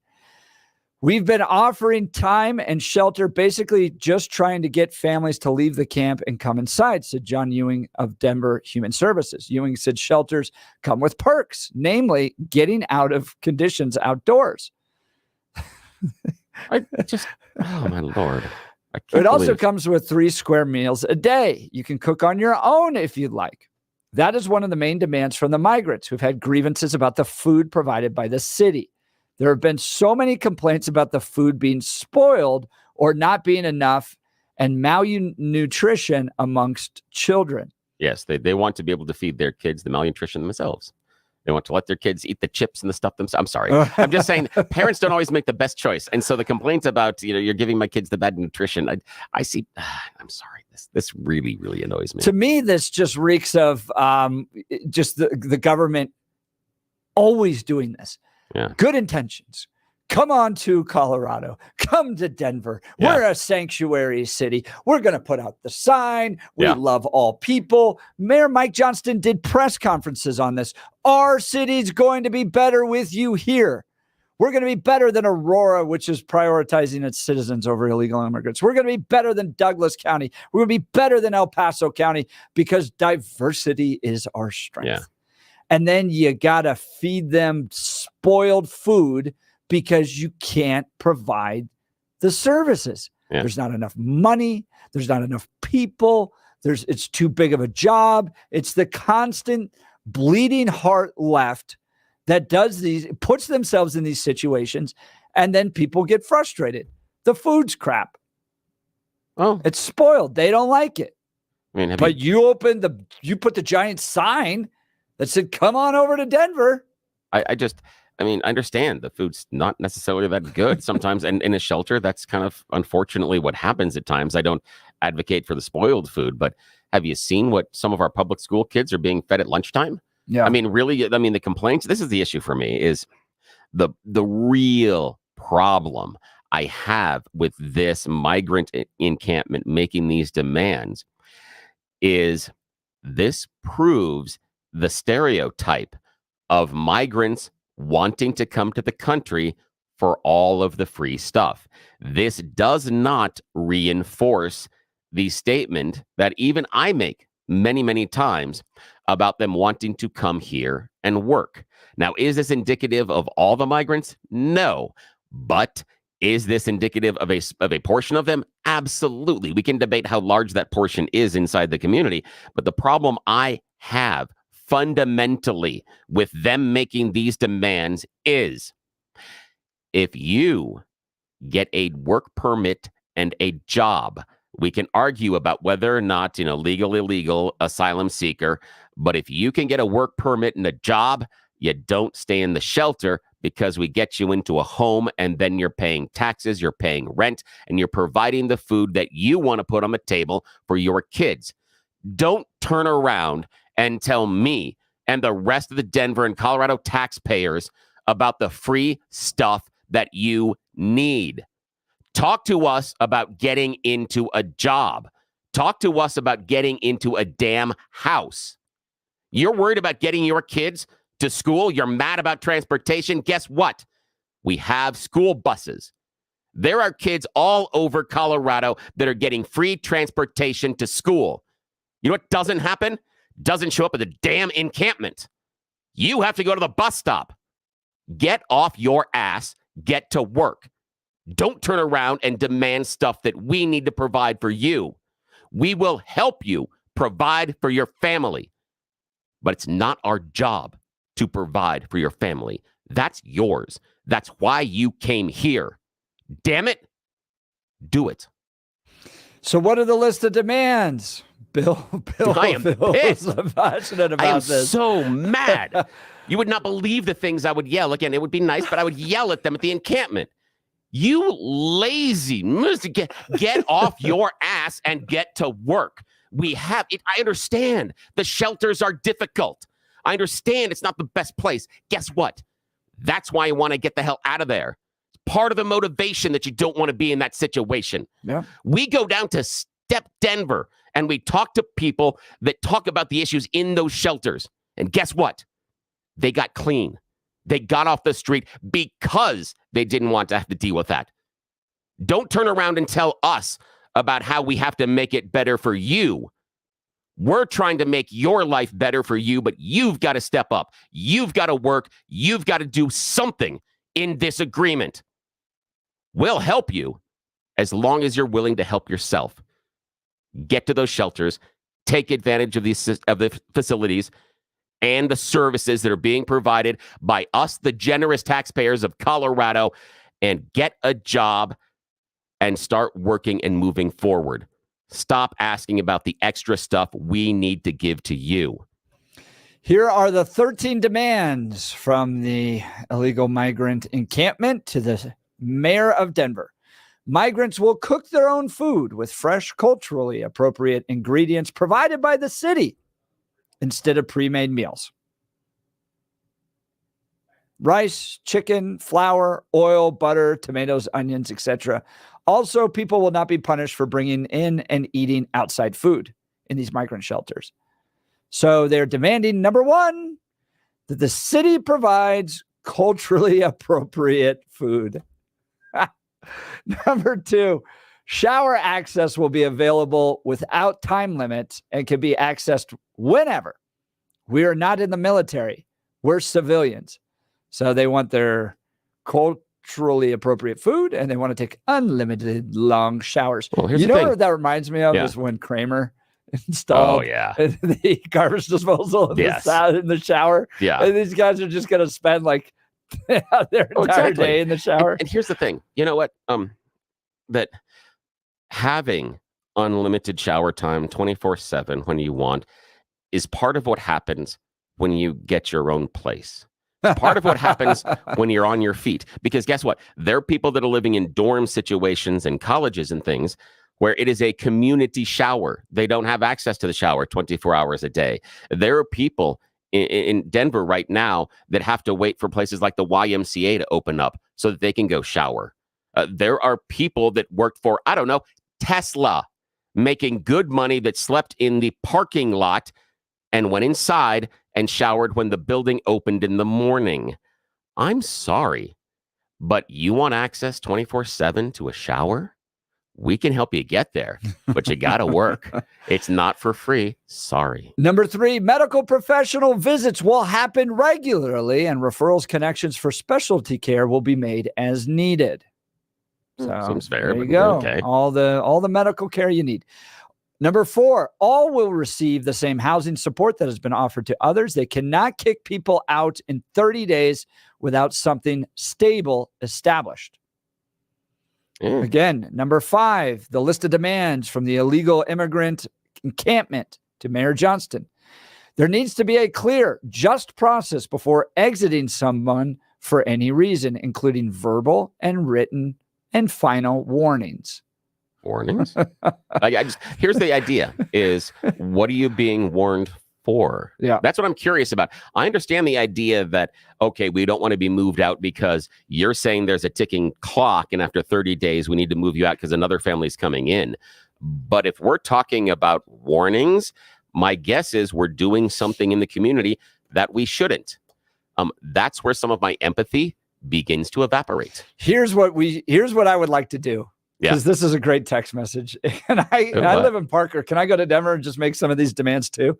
Oh, absolutely. Text us what the 710 KNUS list of demands to Mayor Mike Johnston should be. I want food. I want catered breakfast every morning here. That's what we need. That's what I want. It's Text great. us in. We'll build the list this afternoon and we'll read it tomorrow on the show. Oh, yeah. The response list for Mayor Mike Johnston. All right. Number 6.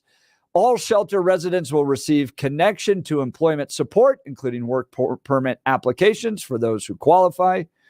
Number 7, consultations for each person, family, with a free immigration lawyer must be arranged to discuss the progress their cases are making. And then the city will provide ongoing legal support in the form of immigration document clinics and including transportation to relevant court dates.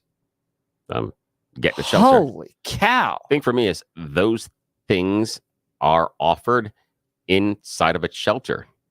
Go to the services. The thing is that exists. The thing I push back on is the unlimited. No. There's a time frame. It's not unlimited. It is a time frame. Sorry, you need to accomplish it in a certain number of hours. This is not an on-call lawyer for you to deal with in any way, shape, or form. They can work on the specific case, but there has to be a cap on hours. Has to be. The city, number 8, the city will provide privacy for families and individuals within the shelter. Huh. So you're going to get your own little condos now. That's weird. That's weird coming from someone on the street. Again, if privacy was an issue, you're not on the street. I disagree with you saying privacy is significant to you in any way, shape, or form because where you have chosen to sleep. I don't think it's that important. Number 9 on the list of demands from illegal immigrants to Mayor Mike Johnston from the encampment, no more verbal or physical mental abuse will be permitted from the staff, including no sheriff sleeping inside and monitoring 24/7. We are not criminals and won't be treated as such. That's interesting because the assumption is that it's there, that the law enforcement's there because you're going to do something bad. Isn't the law enforcement maybe there to protect you? Right. There's that's maybe the idea. an element of safety. Maybe an element of safety. Maybe you would think that inside of the shelters, if someone that was there that shouldn't be, or someone was trying to break in, or there became an issue, maybe you would want someone on site that could quickly and judiciously deal with that answer. If you prefer to have no law enforcement nor constraints on the behavior and no consequences for such in the shelters, good luck, because I can guess how that's going to go. Doug's already added to the list, 7127. First on the list, I demand free seats at all Broncos games with transportation included. That's great, Doug. Keep them coming. I want to know what our response is to Mike Johnston. We'll build it today and release it tomorrow. All right, we are at number 10. Transportation for all children to and from their schools will be provided until they finish in 3 weeks. All right. Number 11. We do that to people that have houses and stuff too. So again, we don't bust the kids that are on the street. And even if you were on the street, there's still a bus stop that you have to get to, and you have to walk to. Get my kids walk to the bus stop. Car line. Yeah. They want Mike Johnston car line services. Yeah, exactly. No, they want Mike Johnston's custom limo service to deliver them. They want to have a Lincoln Town Car deliver their kids just like the Richie Riches. Yes. No, stop it. Number 11, no separating families, regardless of if family members have children or not. The camp will stay together. Okay. Seems reasonable to not separate families. I didn't know what that would put you right. And then you get AOC on the chain link fence crying. Yeah, exactly. Number 12, job. The city must schedule a meeting with the mayor and those directly involved in running the newcomer program ASAP to discuss further improvements in ways to support migrants. Mike Johnston, you made this bed, brother.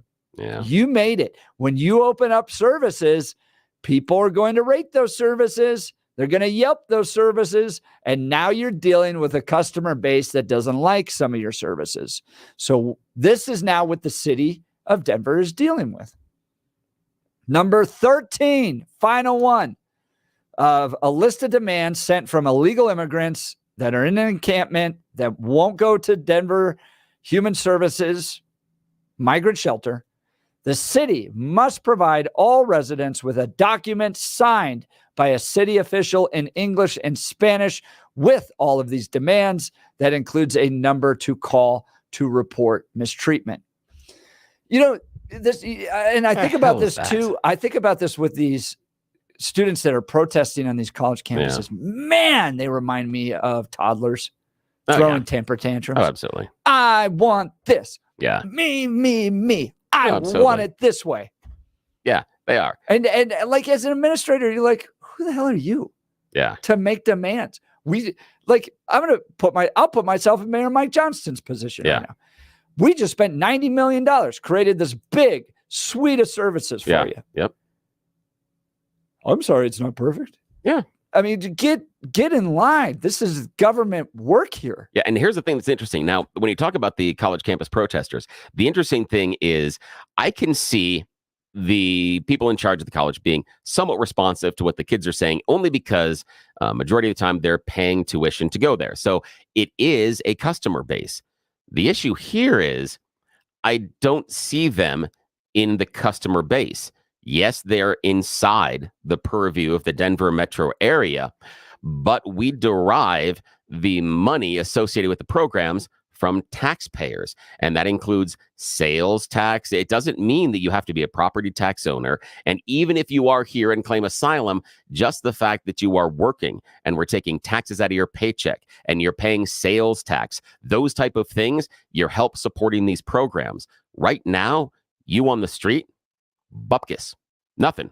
You're not necessarily a customer, and yet you're demanding that the company accede to what you want, or you're not going to participate. I understand, but you stand outside a restaurant and get mad that they don't have the vegan option you want. I'm sorry, this is a steakhouse. Move along. There's another vegan restaurant.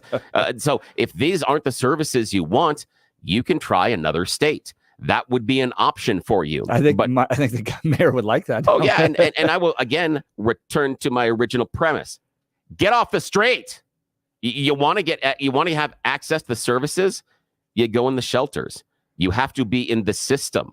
Don't go outside the system and then say, well, you got to change the system for all the ways that I want it to be changed.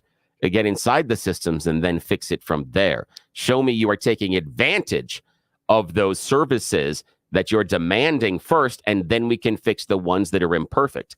Don't stand outside and yell at me about why the team inside the facility is playing bad baseball.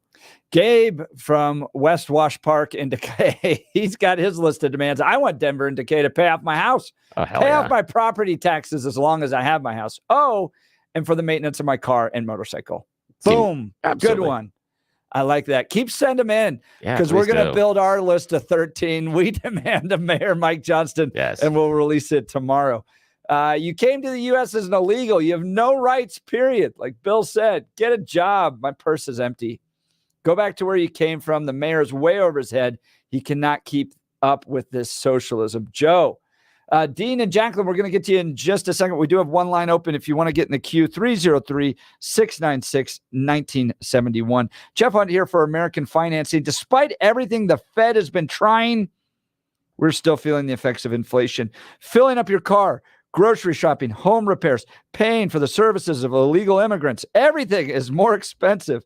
And most of you are paying these bills with a credit card. Credit card debt is at an all-time high.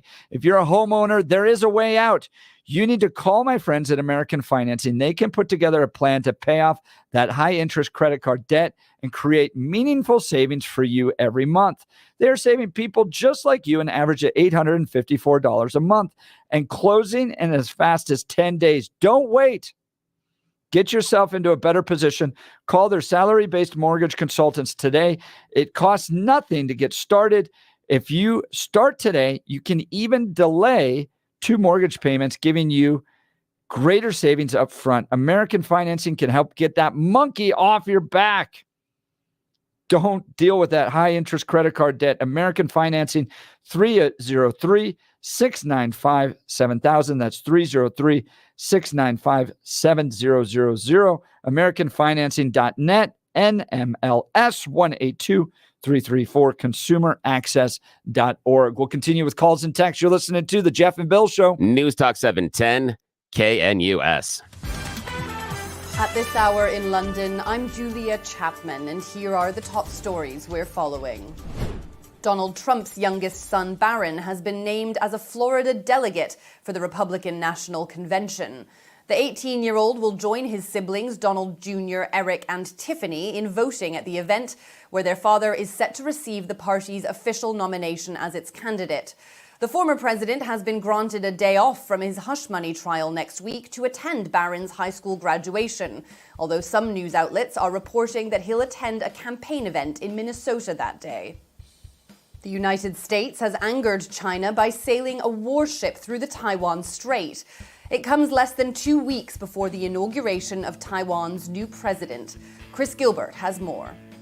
The U.S. sails warships through the Taiwan Strait about once a month, but the timing of this sailing is particularly sensitive, with Lai Ching-te about to take office as Taiwan's president in less than 2 weeks. He's a man that Beijing has described as a dangerous separatist. China, of course, claims both Taiwan and the Taiwan Strait as its own, something which both Taiwan and the U.S. dispute. China has also called this sailing public hype. It monitored it using both aircraft and naval vessels, as did Taiwan's defense ministry.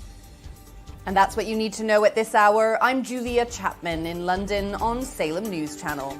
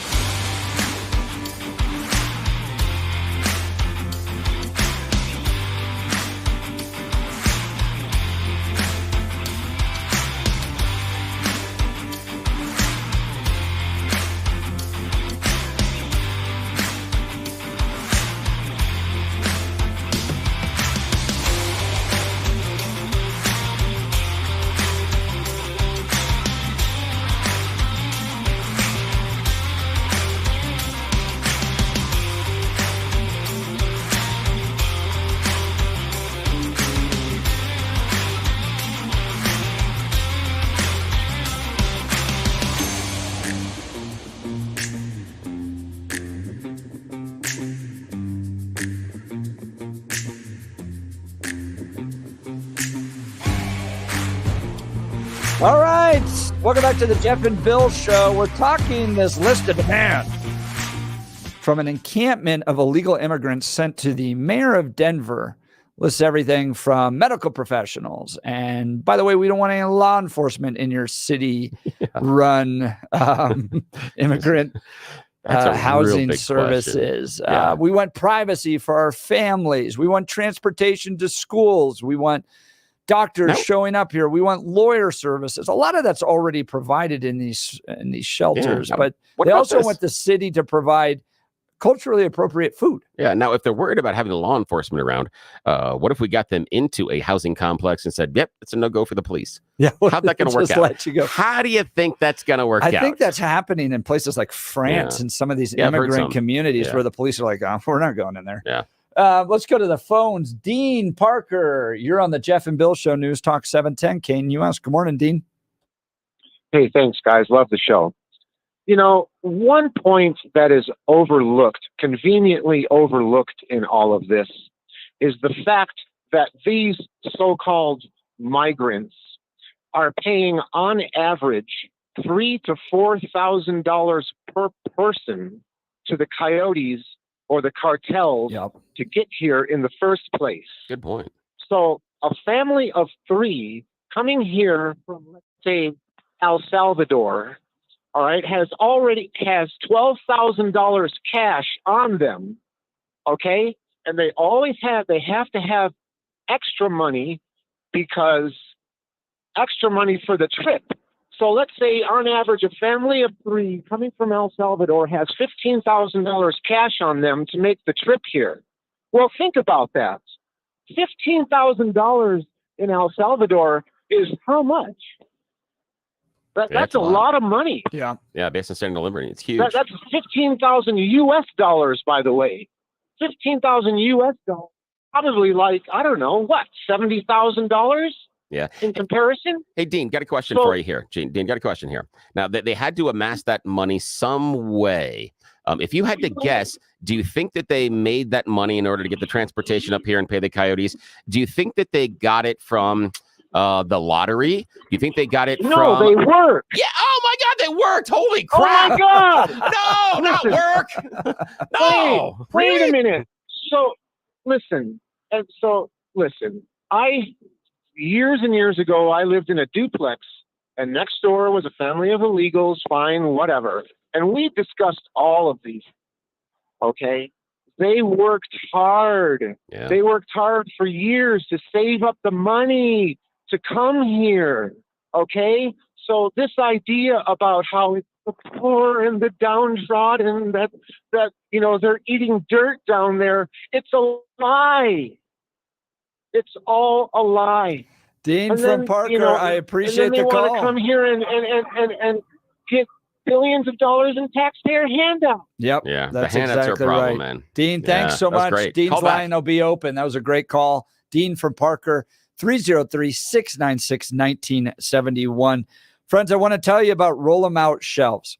Great people. Joyce and Brent Tolliver. We are getting them done here in the next few weeks. They've already been out the house to do some measurements. It's like having your mom and your brother come by. Incredibly personable. We talked about faith. We talked about family. We talked about American values. They are right there with us. And I know as 710 KNUS listeners, you want to support good people.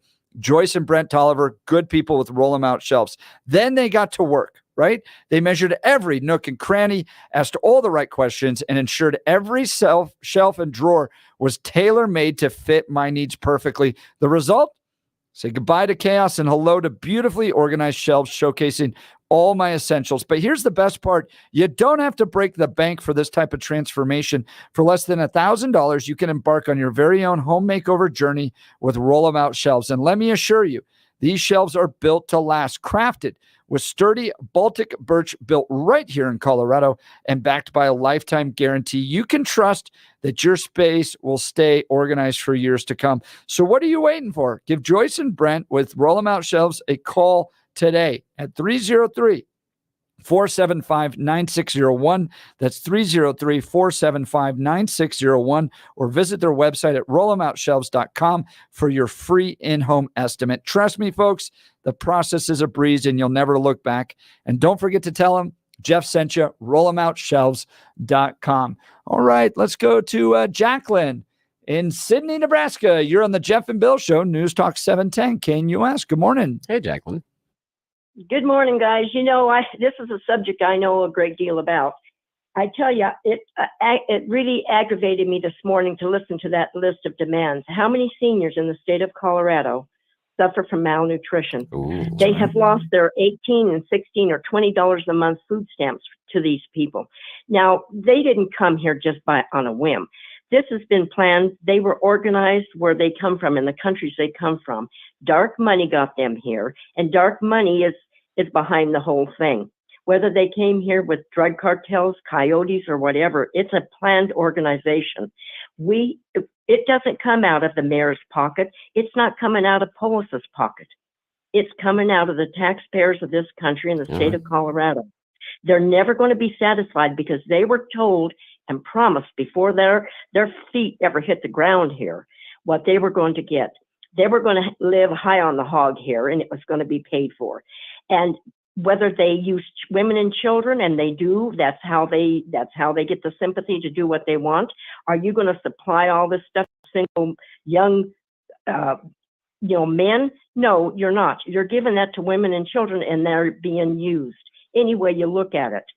But Polis and them, they're not going to open their doors to these people. I'll tell you what, every Democrat in Colorado ought to open their doors and invite them in. You know, Jack, that would put an end to this. Well, I was just going to say, it's the classic bleeding heart liberal, right? It is the person that goes, wow, somebody doesn't have what I have, or they look like they're suffering, or look at all the great things that I have. But rather than stepping up and going, well, this is the way I'm going to support them in my own personal capacity, to the way liberals always do this, they utilize government, believing that it's somehow the government's money, it's the government's benevolence, it's it's the kind of white liberal rush to rescue idea, and we're going to use taxpayer dollars because what are taxpayer dollars, right? It's just money. We got it. We're the government. We can do it. Not recognizing that these services are being cut to actual citizens and the people that are paying for them. And I don't think it's right. Bill, I interrupted you. Sorry. Bill's on the phone. Yeah. I was looking down. I wasn't looking at Bill. Go ahead, Jacqueline. That's exactly what it is. And I'll tell you something. They now think that they're entitled. I would put their butts on a bus so fast back out of this country. You can look at what they've done to those vintage old hotels in New York. They've totally destroyed them. They've destroyed the neighborhoods around them. It's coming to Denver, and it's going to come to rural Denver. You know, I can't say it enough. I dealt with these people on a personal basis. It never changes. They get here, they've been promised, and they want it. And when they don't get everything that they were told they're going to get, they don't like the terms. They're going to tell you the terms now. They're going to start going out and they're going to start taking what they want. They're going to rob, they're going to steal, and they're going to murder, because that's where they come from. A lot of them are not the elites in Venezuela or Bolivia or whatever. These are people that have been paid and organized to come here, and they've been promised certain things. It's going to cause nothing but havoc. And I'm telling you what, mass deportation, man, woman, and child, is the only way we're going to survive this. Yeah, I appreciate that, Jacqueline. And while I agree that some of this is planned, I don't think that all of them are necessarily organized by large cartels or large groups. But I do say that even down to the individual, it's a plan, because the idea of some of these people are basically putting what they can carry on their back and walking from here to Seattle, Washington, sometimes longer. And you don't start doing that without some sort of a plan. And the issue that I've really got is the idea, and thanks again for the call, Jacqueline, is the plan to get here should have been work. That should have been, how do I get a job to take care of my family? Because that's why I'm assuming you're leaving where you are right now. You want a safer life for your family, and you need to provide based on work. So the issue that I have with these demands in this homeless encampment is get to work. There are services here. And so standing here and demands, there isn't a single damn thing in that list of demands that's really about making sure that they can provide for their families and become part of the city of Denver. It's about, what can the city of Denver give to me? Shut That's your right. pie hole. We'll continue with your calls and texts. You're listening to the Jeff and Bill Show. News Talk 710 KNUS.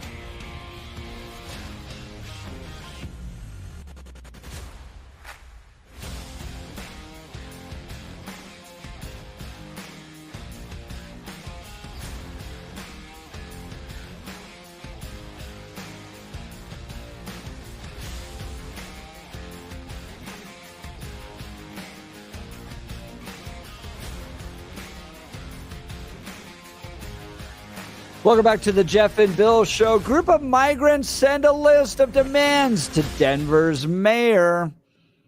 That's what we're talking about here. So this is a group that's living in a homeless encampment. They don't want to go into Mayor Mike Johnston's refugee services programs. They don't want to stay in his shelters, all that stuff, but they have demands. And we read through the list of 13 demands, which we'll get into because the phone lines are hot. And we'll continue this conversation into the next hour. I did see a great text message, this from Namir. Good morning, guys. Came to the States legally. A family of 4 did not take a penny from the government. All we did is work. Everything is paid off now. It's a simple 4-letter word, work. Amen. They're a reason why they call this country the land of opportunities. Love the show. Yeah. Thank you, Namir. You're Thank you great. so much. We'll be right back. You're listening to the Jeff and Bill Show. News Talk 710 KNUS.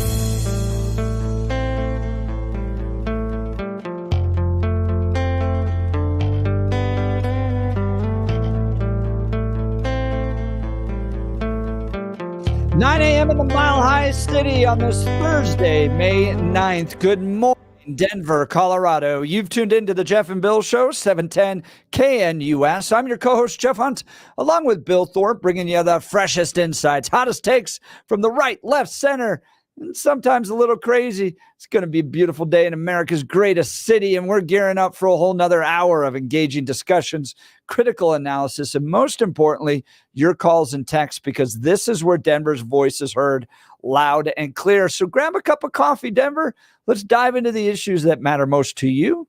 right here, right now. We're going to continue this conversation because the phone lines are hot. They are, and we got to get you some free stuff. We need you to give us a list. We were talking about the homeless list of demands there in the homeless encampment, and they are demanding things from Mike Johnston, and we think it's a good idea. So we are going to put together our very own list of demands. What would you, listener, want to demand you get for free from Denver Mayor Mike Johnston? Text it in, call in, let us know. We are going to submit our list tomorrow to the mayor. If they're getting free stuff, you should get some free stuff too. I think it's only fair. Exactly right. That's exactly right. Phone number is 303-696-1971. That's 303-696-1971. Text us on the 710 KNUS app. Let's check in on the news with Blake Olson. Good morning, Blake. Good morning, guys. Great show. And this is free, too. This is free news. Yes. There's one more thing we're giving you people for free. Yes. That's right, man. Get your transistor radio out, get in a tent, and here we go. 44 and cloudy in Denver, expecting highs in the upper 50s today if you are camping outside. The 7-10 5-day forecast coming up. Our top story, another pedestrian killed in a late night crash, and details unclear at this time. It happened on East Colfax and Colorado, adjacent to the National Jewish Health Center hospital. If you have any info, call Metro Denver Crime Stoppers. Lakewood police officers fatally shot a carjacking suspect Wednesday. A man with a gun was threatening someone near the Walmart on West 4th and Wadsworth. Then he carjacked an elderly woman near Carr Street and took off in her minivan. Police pursued him before he crashed. Police say he stepped out of the van with a gun, and officers opened fire. The suspect pronounced dead at the scene, and his identity hasn't been released. The entire state can celebrate because the lights are out in both chambers of the state capitol, and your wallets are safe for now. Over 700 bills introduced. I think it was 705 or 6 in the 120-day session. In my humble opinion, it's twice the number that should be offered. State Rep Richard Holtorf on with the guys this morning. The legislative session is over. Thankfully, lawmakers approved a bill last night that could give many homeowners a larger exemption and an average of $300 to $400 a year. Governor Polis has signed a resolution that will let voters decide whether Colorado's ban on same-sex marriage should be removed.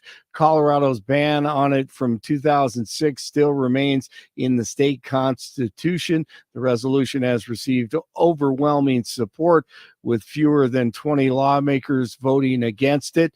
The Community College of Denver's graduation ceremonies will not be held at the main Auraria campus today. It'll be at Lowry instead because of the green-haired Hamas supporters. Meanwhile, President Biden has paused a large shipment of weapons headed to Israel. Civilians have been killed in Gaza as a consequence of those bombs and other ways in which they go after population centers. And it made it clear that if they go into Rafah, they haven't gone into Rafah yet. If they go into Rafah, I'm not supplying the weapons that have been used historically to deal with Rafah, to deal with the cities, to deal with that problem. This is not good news for hostages. Israel is outraged. Former President Trump and conservatives say that this sends a message to terrorists that Biden's turning his back on our greatest ally in the Middle East. This guy is terrified of escalating. I mean, it's amazing. Yeah. He is like petrified that the war may somehow escalate, and he doesn't want to be a part of it. And it's shocking. Hamas needs to be wiped off the face of the earth. Give Israel what it needs to do this. What the heck are you waiting for? But what happens in the Middle East if that happens? Because what happens in our relations in the Middle East? And the only reason I'm concerned right now with Rafah is the crossing. Israel just in the last 24, 48 hours took control of the crossing. Right. The issue has been the other side of that crossing is supposed to never be under Israeli control. And if they control it and wander into Rafah, you start wrinkling the feathers of some of the allies, the Arab allies you need in that region in order to have a standard security force. In order to have a functional end to this conflict, it's going to be dangerous. And one of the things I'm hearing, I haven't seen it confirmed. I've only seen this in rumors, but in fairly good circles, people that I trust based on rumors, is that Israel is talking about getting a private security company to come in and run that crossing because they are so worried that's about one thing. The look. Yeah, I'm just saying. I mean, give the idea that just attacking Rafah, Iran is already at war with Israel. They're already there. Yeah, they're using all these proxy battles to kind of hide it. But after what Hamas did on October 7th, you can't live anywhere near them. Wipe them out. And, it'll never change. It'll never change. That's right. Unless you do something. I mean, if Israel puts down their arms, then they're obliterated. And then, if Hamas and all these terrorist groups, if they put down their weapons, nothing happens. All they have to do is surrender. Here's a question that I've got. Yeah. If we get, and again, I know we're going way afield here, you two guys, if we think with Blake Olson, Jeff Hunt, if we were able to carve out a Palestinian state, okay, does that end the conflict per se in the region? Does that satisfy some of those terrorist demands now that you have a Palestinian state? Or is the claim that they're fighting because they want a Palestinian state just cover for the fact that they just need to kill all the Jews? What do you guys think? From the river to the sea. Yeah, good point. That's what they say. I mean, that's what they mean. They don't mean the land. I mean, they've already been extremely fair with them. I mean, they want them wiped off the face of the earth. I don't think it'll ever change. The thing I'm worried about is Europe. I'm worried about Egypt. I think Egypt is the linchpin in whether or not there's going to be peace in that area. True. Yeah. Egypt is not necessarily a good place. No, not at all. I was watching who is that 60 Minutes reporter that got attacked when Lara Logan. Lara Logan. Yeah. Oh, bro. Yeah. Oh, absolutely. That's crazy. I know people that have worked there for what is it? Is it Amsco? What's the big international U.S. run oil company? They've been there working and talked about the facilities there. But they did say that in the Arab world, Egypt is considered one of the more not honest but neutral brokers. And I won't say honest nor trustworthy, but neutral brokers in this. And that's why I think they're an important linchpin, that if we're going to see the end of this conflict, you got to make sure Egypt's happy. You have to. Otherwise, I don't think this thing ends well. Okay, that's enough. Sorry. Back to more. We're going to go back to Blake Olson's news. Back to the news. Trump's show trial resumes this morning with the extortionist Stormy Daniels, who's denied the affair at least 5 times, lost to Trump 2 times in court, and actually owes him $500,000. She's back on the stand. Her testimony has nothing to do with this trial, and Judge Mersham continues to advance the agenda. He's a fool. He's not an experienced judge the way he's doing this. All right. Colorado is expanding education opportunities. A new credential will help students save time and money. It recognizes when they complete all requirements in the state's guaranteed transfer pathways general education curriculum. Governor Polis says gaining skills to get a job or build a career is essential to stronger communities and a strong economy. 41 in Golden, 43 in Lone Tree, 44 in Denver. Nikola Jokic wins his 3rd NBA MVP. Jokic and the Nuggets try to bounce back in Game 3 of the Western Conference semifinals in Minnesota. Tomorrow, the T-Wolves lead it 2-0. The Avs try to up their lead 2-0 over the Stars in Dallas tonight in their second round series. The Rockies and Giants getaway day today at Coors Field if you need some baseball. The Rockies lose last night 8-6. Hey, Jacqueline, she had a great call last hour. They were all good demands from the illegals. And dark money is behind the whole thing. Whether they came here with drug cartels, coyotes, or whatever, it's a planned organization. I agree. That was a good one. All right, it's Thursday, the Power Hour. And I'm not letting up if I'm going to have a chance. And I'll out-hustle them. I'll outwork them. I'll run circles around them. Jeff and Bill continue. Have a good day. Blake Olson, News Talk 710. KNUS.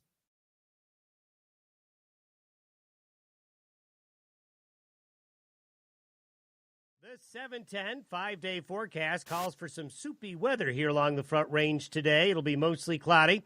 Highs will only be in the 50s. We're going to see a few showers during the day. Maybe a few showers and isolated thunderstorms towards evening, and a few showers tonight, a low near 40. Still in the mid to upper 50s Friday, an afternoon shower or thunderstorm, then upper 60s Saturday, a late day thunderstorm, low 70s Mother's Day Sunday and Monday, with both days bringing late day thunderstorms. Meteorologist Don Day, 710 KNUS.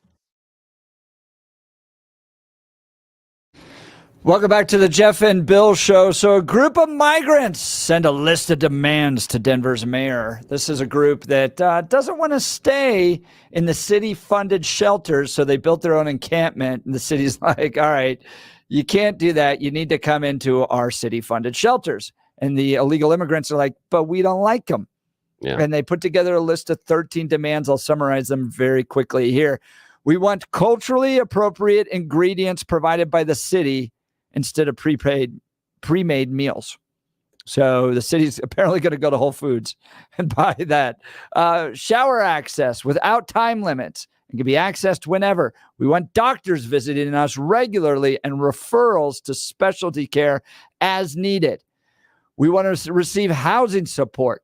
There needs to be a process before you kick somebody out of these shelters. That includes verbal and written and final warnings.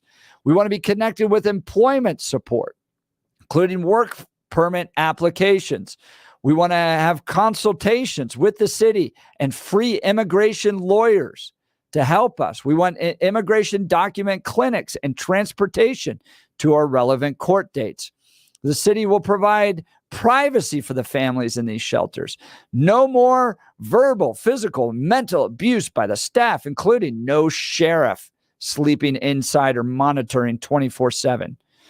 Transportation for all children to and from schools. No separating of the families. The city must schedule a meeting with the mayor, and the city must sign this list of demands and hand it back to us. We here at 710 KNUS, the Jeff and Bill Show, are going to put together our own list of 13 demands we're going to send to the mayor tomorrow. Let us know what you think should be on that list. Text us, 710 KNUS app, and we'll get to the calls in just a second. What's very weird about that is if they'd get in the shelters, they'd get most of that. That's the really weird part about this. Like these shelters. Yeah, especially the work thing. The thing is like the work permitting stuff and the connection is in the shelters, in the support services, yet you're doing it outside. Here's the deal. How many of you have traveled across the city or across the country to go and visit family for a holiday, to go and spend Thanksgiving, Christmas? How many of y'all, when you showed up at their house, talked to your host or hostess about the inappropriate food, about the inappropriate bed? It's not working for you. You don't have enough space. Wait a minute. There are more people than we thought were going to be in this house, and I don't have access to my shower whenever the hell I want it. Is that how you behave? When you go in and you're asking for help and they're hosting you and they're providing and helping you with shelter and food and safety and security, is that how you turn around and talk to your host? Especially if you're illegal. Odd. Well, again, odd. The thing for me is imagine they didn't invite you. Yeah, I just look at you just showed up. Yeah, I just look at it as it's like you're here and you're looking for help and work. Then let's get to work. How about that? Because I'm certain that you didn't just cross into our country so that we could provide everything and you could stay home all day or sit out on the street all day. I'm certain that's not why you arrived here, right? Because if it is, get on the bus, go back home. Before I get to Jay, I want to talk to you about Dan Kaplis, my friend Dan Kaplis and his law firm. I've known Dan for years, decades now. This is a guy who shares similar values in the commitment to the sanctity of life, strong families, American values. He loves this country. He shares the values we have here at 710 KNUS. And that's not just it. This guy is a giant in the legal profession, right? Listen to some of this. Dan Kaplis Law, believed to be the only law firm in Colorado history to win 5 straight multi-million-dollar verdicts in Colorado crash cases. Dan is also believed to have won the largest truck crash verdict in Colorado history. He's the son of a police officer. He's a former seminarian. He's dedicated the last 40 years of his life to helping people who are hurt in serious motor vehicle crashes. He's also the official law firm partner of the Denver Nuggets and the Colorado Avalanche. Dan Kaplis Law is a serious firm for serious cases. If I was in trouble, he'd be my first call. Dan accepts righteous injury cases on a percentage fee basis so that he can represent good people from all walks of life without regard to ability to pay. If you need Dan's help, give him a call. 303-770-5551. That's 303-770-5551, or hit dankapleslaw.com. That's Dan, C-A-P-L-I-S, law.com. Let's go to Jay in Denver. Jay, you're on the Jeff and Bill Show, News Talk 710 KNUS. Good morning, Jay. Morning. Hey, good morning. Great show. I wanted to respond to Billy's comments earlier, which were very detailed about the request from the illegal aliens that broke into our country. So my response is real simple.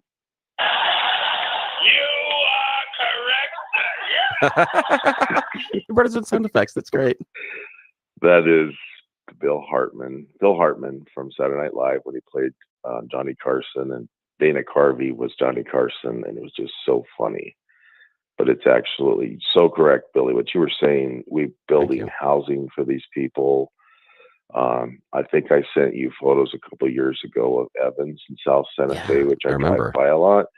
Now that's all open, but now it isn't. They built these mini houses and they put in all these structures and showers, and it's very elaborate. And it's on state land on the southwest corner by Overland. I think that's the golf course of Evans in Santa Fe.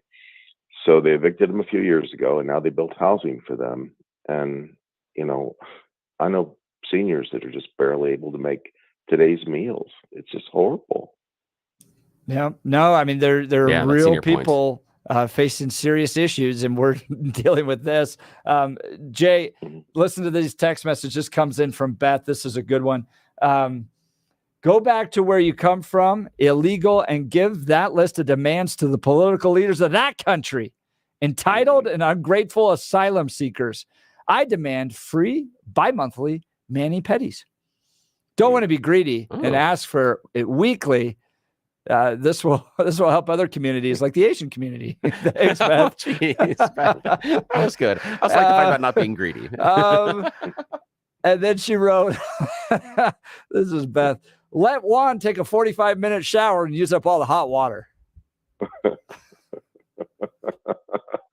You know, the Doubletree Hotel, I used to stay there going when flying out to Stapleton, and now it's called the Murder Tree Hotel. Yeah. They may have rented that whole place for these certain, not all illegals, but, you know, it's just so out of control. And I appreciate the fact that you guys are talking about this, because we're paying for it as we speak. Every moment that goes by, thousands of dollars flow out our front doors to maybe good things, but in most cases, they just blow the money. Yep.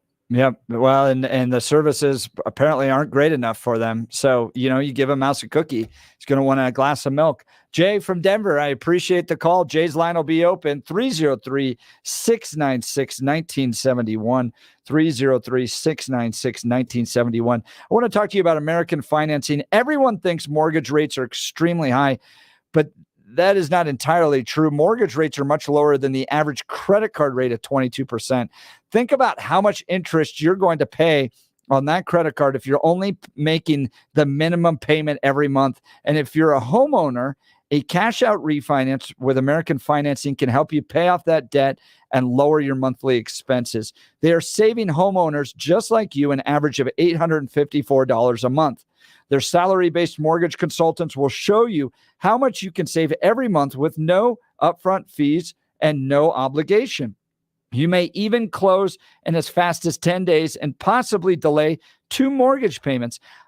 Friends, if you get stuck in that credit card cyclone of debt, it can be scary. It's overwhelming. You're just making the minimum payment every month. That's a disaster. You got to get out of it. Give them at least a call. They could probably help you, right? It's not going to hurt to call somebody. They can get you that savings up front, get the financial relief you need, and stop living paycheck to paycheck.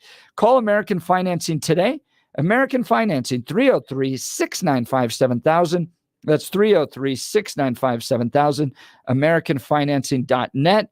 NMLS 182334, consumeraccess.org. Let's go to Tom, Colorado. You're on the Jeff and Bill Show, News Talk 710 KNUS. Good morning, Tom. Morning. Hi, guys. I got a job for them. Ooh, what? A job. Okay, here we go. Yeah. Remember, the Bible says you don't eat if you don't work. Good point. Here's what I'd do. Buy a bunch of handheld dandelion diggers in 5-gallon buckets, send them out to the city parkways, and have them dig dandelions and put them in the bucket all day and pay them at the end of the day. Hey, I like that. At least get some sort of work, whatever it is that we can do. I just need to get some skin in the game. I like that. And taking advantage of things that, would be somewhat difficult. It's hard to sometimes get those, I guess you'd say, not groundskeepers. Yeah, groundskeepers. There we are. Sometimes they're very pushed for time. That would be wonderful. You give them some of the weed whackers, go around the edges of stuff. Hey, they could, if they wanted to, they could even come through our neighborhoods and mow our lawns and do that, and then the city could pay them. Why not? That'd be something we could get for free. Yeah, because if I can go out and dig my own dandelions by hand, they certainly can do that and work from the bottom up for their citizenship. Tom, how does it feel to you as a citizen of the state of Colorado? And I don't know if you live in Denver, but Denver providing all of these services, $90 million worth of services, 6 months of housing, a prepaid debit card with money for food and personal items, 20 hours of legal services, and workforce training so that they can get a job. And then they send a list of demands that it's not good enough. Yeah, I think they're basically just stealing from us. It sure gives that impression. I mean, it's the idea, and this is, as we go back, Tom, the impression that we have been given have been kind of two choices. That either that we're getting a large group of immigrants and migrants that are coming here to dine on the largesse of the American taxpayer because we're going to give them all the free stuff, or they're coming here to find a better life, chase the American dream, and make things better in a way they couldn't in their own country, given economic opportunities here in America. Those are the two stories we're being told. When we hear from a group of migrants, legal or illegal, that are homeless, that we're not doing enough, I don't know about you, but to me, that sounds more like the first group that is worried about coming here and what free stuff are we, the taxpayers, supposed to give them, rather than then coming here and saying, how can we chase and find our very own American dream? Yeah, I think they get very poor leadership that makes them the boss way too soon, as soon as they get here, Tom, that's great, man. Tom from Colorado, appreciate the call. That is cool. It's a great idea. And I've got a lot of dandelions. Oh my gosh, do I got a lot of dandelions? I've got to get out. Thanks for that reminder. Jim, we'll get to you in just a second. If you're losing your hair, you need a simple solution that works. You want the best. Modern technology with top-rated physicians, something that's guaranteed to work. Guys, you need to call Dr. Tanya Pauls and her team at Advanced Hair. They've completely redefined hair restoration from the experience itself to their unmatched results. Do you have a receding hairline, bald spot, thinning hair? Saw some thinning hair yesterday. I wanted to go up to the guy and be like, man, let me tell you about Advanced Hair. Address them all with Advanced Hair's simple one-day treatment in a calm, relaxed environment with the most experienced professionals. Advanced Hair has performed tens of thousands of these breakthrough treatments. And get this, your own natural hair begins to regrow the very next day. No one in Denver can offer anything like the advanced FUE found at Advanced Hair, and I highly recommend their team. Look, I've had family members get this done, and it changed their life. They had more energy because they felt younger. They looked younger. It was a total benefit for them. It starts with your free consultation. Call 720-459-HAIR. If you qualify, you'll also get $250 off and 250 free hair grafts. Refine your hairline with a team that's redefined hair restoration. 720-459-HAIR, 720-459-HAIR, or advancedhair.com. That's advancedhair.com. All right, let's go to Jim in Denver. Jim, you're on the Jeff and Bill Show, News Talk 710 KNUS. Good morning, Jim. Hey, good morning, guys. Good show. they're here to eat our food, and I fully believe that. And but I do not believe that we are paying for them. I think anybody that's on the planet right now that is a taxpayer, in the country that's a taxpayer, is still paying off the waves of immigration that our so-called leaders in the 80s brought in here, the Sandinistas. I mean, they tripled the national debt in the 80s, and we talk about them as if they were conservatives. The people that are going to be paying for this right now are at least 8 generations of our future grandchildren away.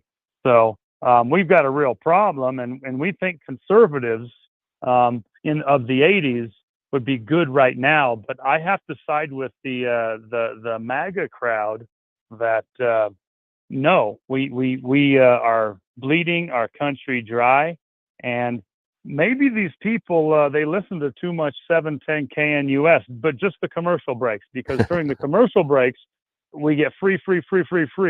But then during the conversation, nothing's free. So it might be kind of confusing. And I know you do advertising in Espanol. Well, actually, we don't. You know what that is? I'll tell you what that is, Jim. That's normally when you're listening. Yeah, when you're listening on the stream, and it's anything that Salem buys. But when we contract with the stream partners, they are allowed. We don't pay them money, but then they're allowed to run advertising during some of our breaks. So what they do is, however they code it. And if I was a Spanish advertiser and they were coding the stuff so it appeared on our stream, I'd be super pissed. Oh my God, I would be so mad at that. It's a waste of money because one, a large portion of our audience doesn't speak Spanish. 2, it's probably not going to be a message targeted to them. Now, I got a question for you, Jim. On this, the idea, and I understand what you mean about the idea of how it's going to be paid for 8 generations down the road because of the services and the freebies. This is my argument why I'm not as worried about some, not all, but some of the immigration, only because if they do, as I've been outlining, get your ass to work, then I believe that we expand the economy of the country because we have more employees. Again, I want them to be here. I want them to be vetted, and I want them to be legal.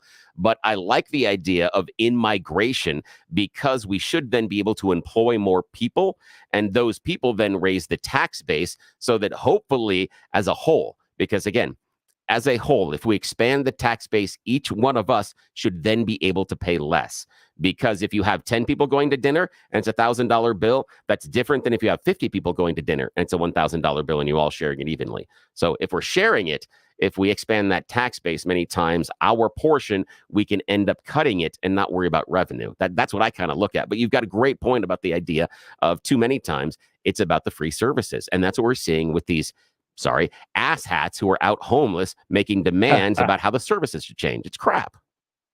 Yeah, I agree with you 100%. Unfortunately, but it's going to piss Jeff off because now you are talking just like Ronald Reagan did in the 1980s. Jeff likes Reagan, though. Jeff likes Reagan. They wanted all of these brown people to come in and pick the lettuce, and then they wanted to send Social Security back down across the border to the people that could steal from the old people that are calling in and complaining this morning. These old people, you know what? They better just get their ass to work, right? Because that's what we stand for. If they didn't save enough during their lifetimes, let me tell you, old people, and I'm one of you, and I'm still working, and I'll work until the day I die. Oh, you mean both? But you old people need to get off your ass and go produce something because you're in a country that demands it. Okay, you don't deserve anything. Jim, Denver. Spit in the heat. Come on the fire. Thanks, Appreciate Jim. it. Thanks so much. Yeah. We got a text from Mike Johnson. Oh, did we? Yeah. I'm sure he's super concerned. Yep. Dear Jeff and Bill, Mike Johnson here. This is actual tweet that came in or text. Yeah. I heard you're going to send me a demands letter tomorrow. Don't bother. You are legal citizens and you suck.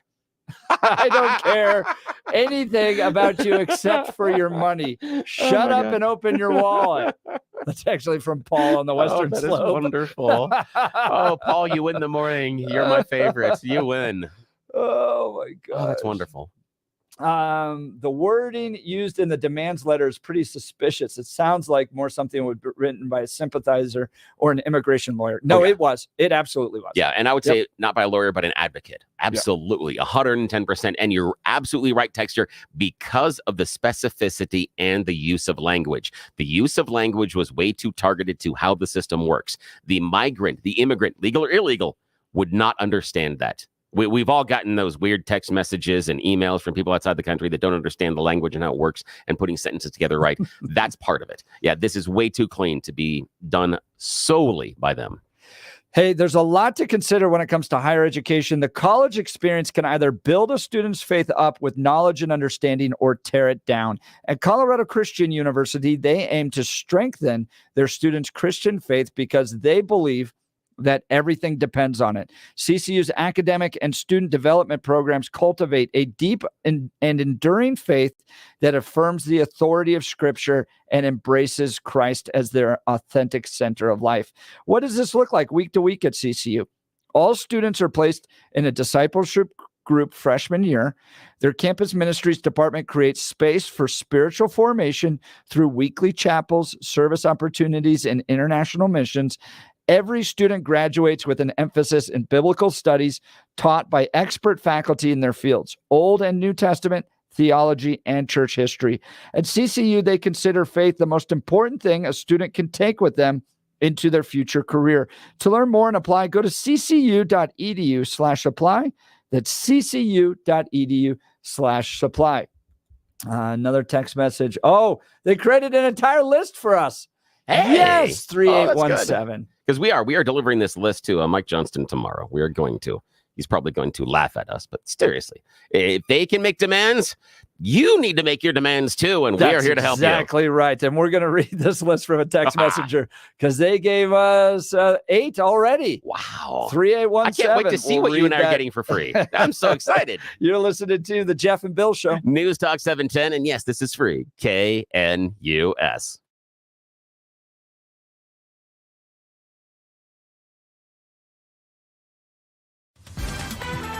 At this hour in London, I'm Julia Chapman, and here are the top stories we're following. U.S. House Speaker Mike Johnson has survived an attempt to oust him from his post, a prospect put forward by fellow Republican Marjorie Taylor Greene. Tony Waterman has more. Lawmakers voted 359 to 43 to keep Johnson in the speakership, and only a handful of Republicans voted to remove him.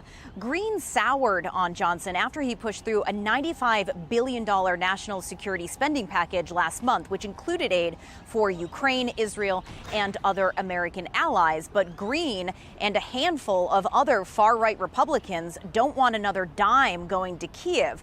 But the aid package was supported by Democrats who returned the favor, voting to keep Johnson in office. British Prime Minister Rishi Sunak will call on university leaders to go further to tackle anti-Semitism on campuses.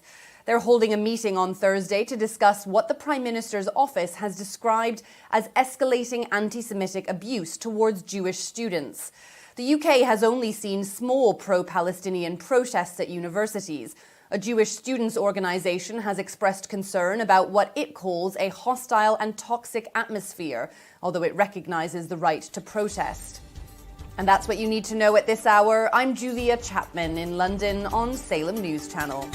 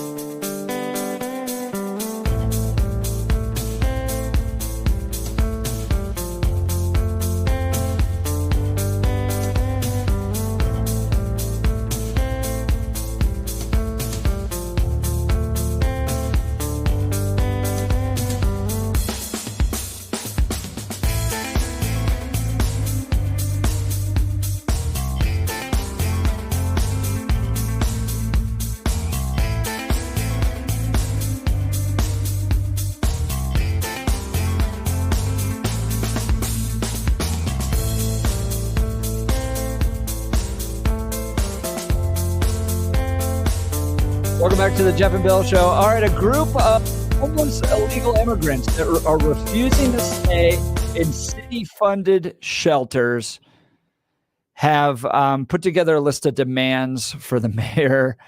We've read through these a number of times, so I won't read it through again. But here's what we're asking you all.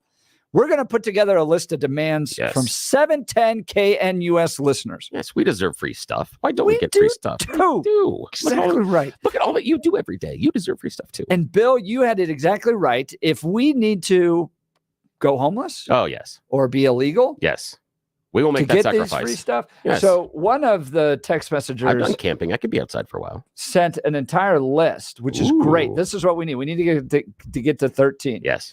And because this is really good, because of Amendment 14's Equal Protection Clause, here we go. Ooh, good. Culturally appropriate high school lunches. So we're going to start there. Okay. Number one, free tickets to Elitch's, because it is my right to have fun on a roller coaster. Yes. That's a really good one. We all deserve fun. Free sports programs for all schools and students, because this should have been implemented decades ago. Love that. Yeah, it's so expensive. We just registered our son for football this fall. Oh, thoughts and prayers. Yeah. Did you have to get a loan? Well, almost. Yeah. Seriously. Free auto insurance. Oh, yeah. For the free automobile. Yeah. Oh, yeah. Because we all want a new car. You get a car. You get a car. You get a car. Yes. It's going to be Mayor Mike Johnston Winfrey giving us all cars.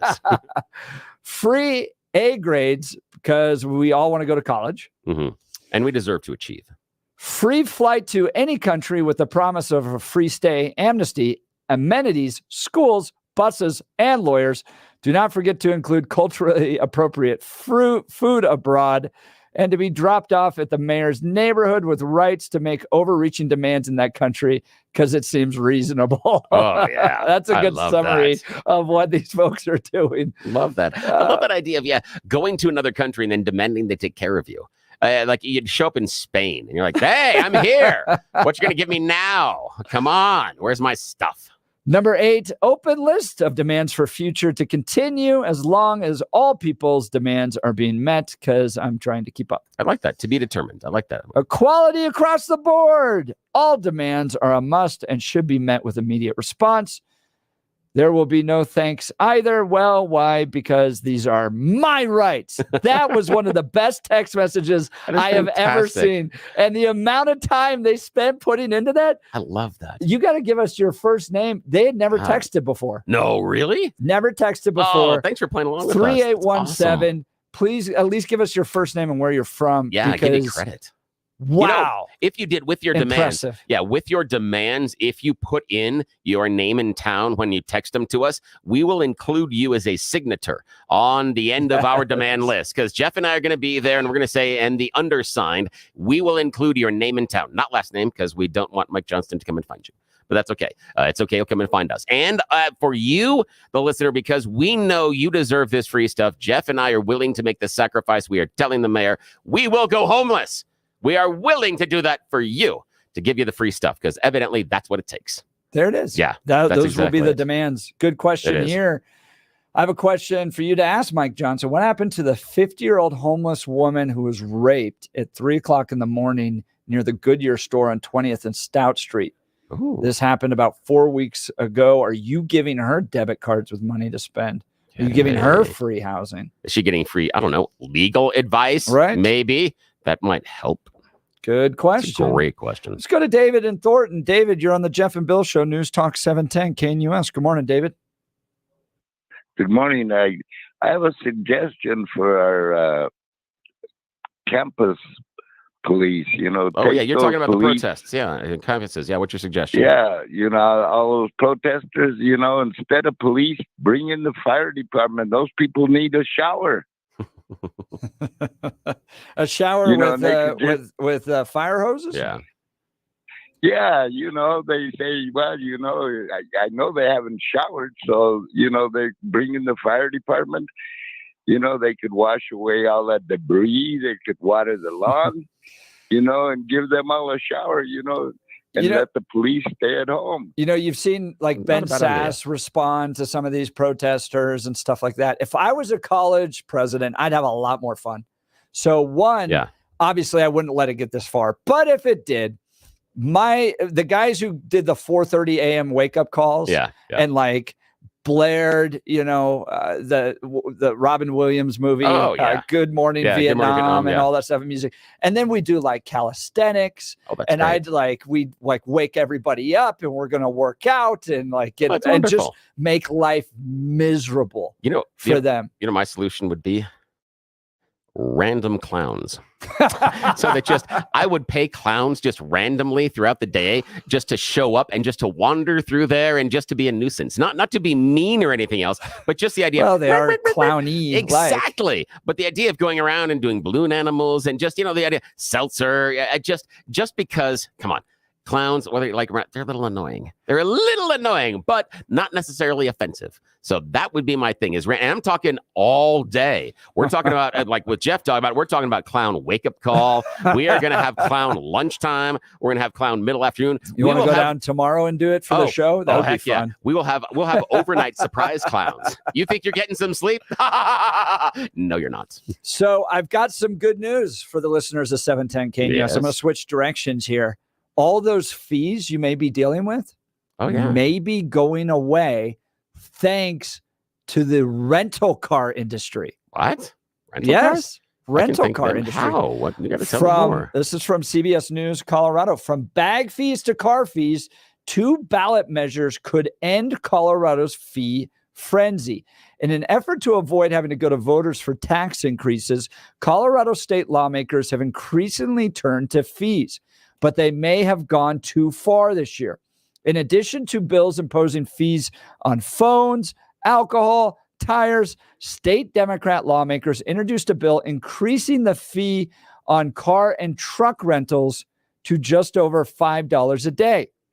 If passed, the money would be used to fund mass transit projects.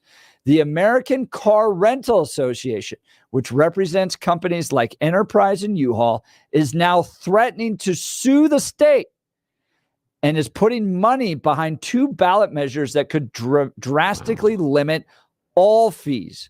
Greg Scott with the association warned lawmakers the fee would be a violation of federal law, which prohibits fees on airport businesses if those fees don't benefit the airport. Wow. He says dozens of other states have dropped similar bills after learning about the law.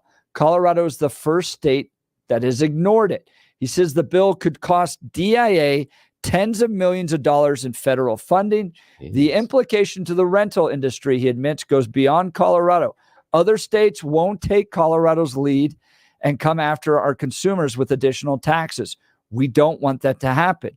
In addition to legal action, the association is also supporting ballot measures that would require new or increased fees be paid only by people who directly benefit from them. Could you imagine that? Oh, could you imagine silly. Actually charging people for things that would benefit them instead of just charging people for things that benefit other people? Weird. That seems very strange. Oh, I was going to go back to the homeless demands because you just mentioned stuff about funding our public transportation. It's weird that some of the homeless demands there from the immigrants were the idea that we need to provide transportation to them for places like employment and school and medical. We do the rough, tough, and dirty. We got the RTD. You want to get to your doctor's office? You want to get to work? We, the taxpayer, are already footing the bill for public transportation. You can get your happy ass on to get to wherever you need to go. There are dozens and dozens of commuters that are listening right now to the Jeff and Bill Show on 710 KNUS that are on public transportation getting to their job. Are you too good for it? You can't do it. You can't act like the average American citizen and possibly avail yourself of the public transportation. We got to create a personal catering type of transportation Uber for you. Homeless immigrant Uber. I'm sorry. This still is pissing me off to no end. All right. So mad about this. So they also require mass transit fees specifically be voter approved and paid only by people who live in areas near served by the transit. So that's what these ballot measures would do. Love that idea. Spokesperson for Colorado Governor Jared Polis says most transit projects are funded by road user fees and said it's reckless for out-of-state special interests who already benefit from special tax treatments to threaten the financial stability of the state to line their own pockets. Let's talk about the people on the west side of the metro area that were promised a light rail line that doesn't exist. They paid taxes. They approved a tax increase on themselves to get themselves a light rail line.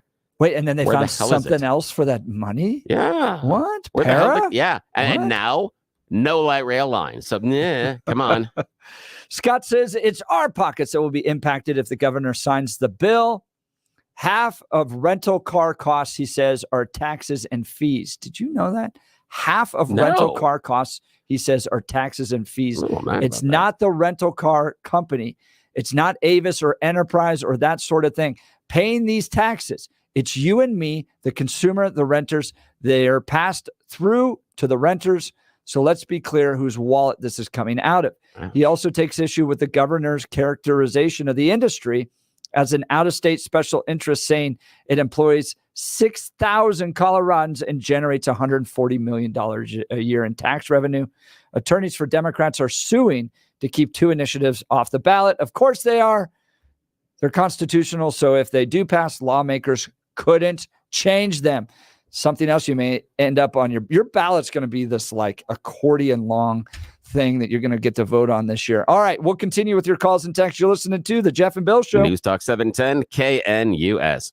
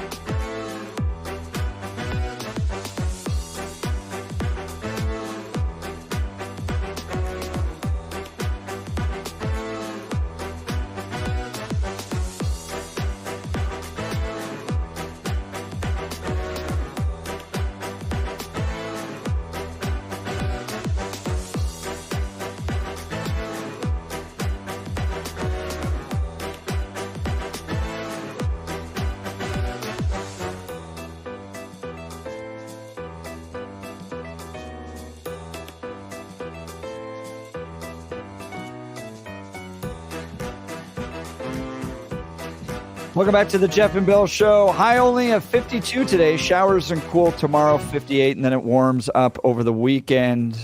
Showers pretty much all afternoon. Welcome back to the springtime in the Rockies. Let's go to Pete in Colorado Springs. Pete, you're on the Jeff and Bill Show, News Talk 710 KNUS. Good morning. Morning. Morning, guys. Really enjoyed the conversation this morning. I agree exactly with Bill and your take on this. But what I find kind of striking is, what did we think was going to happen? Ooh. This is the progressive left in this country has created this entitlement. Yep. Pete, to your point, Dennis Prager says this all the time. If liberals thought of consequences, they'd be Republicans. But yeah, go ahead. This is the progressive left, not the left in general. Yeah. Yeah. But every tax-paying person in the state of Colorado should be furious right now. I agree. We know exactly how to cure homelessness, but this isn't even a homeless problem. This is a problem that was created on purpose by the federal government and federal policies. And the problem is the voters don't hold people accountable anymore. Their lives are nice. But I have a feeling it's going to get pretty rough in this country. But this has got to boil down also to the price of politics. This is what we get when we elect people who put other people in front of its tax-paying citizens of our communities. It's made us less safe. It's costing us. It's bankrupting the country, these type of programs. And there's no consequence. They'll overlook these because of social issues. That's what I've learned in the state of Colorado. People will go, well, this is just the price we pay for having Democrats, but at least Democrats won't take away my right to abortion or my pot, that type of stuff. I think that's really how voters feel in this state. That's interesting. Well, I think also that there's been this slow burn where this is the new normal. Yeah. That's very true. We didn't grow up with this, gentlemen. Yep. And it's slowly been growing and festering, and people have gotten used to it. Pete from Colorado Springs, really appreciate the You're call. right. We've gotten Thanks used to so it, man. much. Guys, it's been a wonderful show. If you missed any of it, go to 710 KNUS, download the podcast there. Coming up next, Charlie Kirk, followed by Dennis Prager. You're not going to want to miss it. This has been the Jeff and Bill Show. News Talk 710 KNUS. Tomorrow, we submit our demands.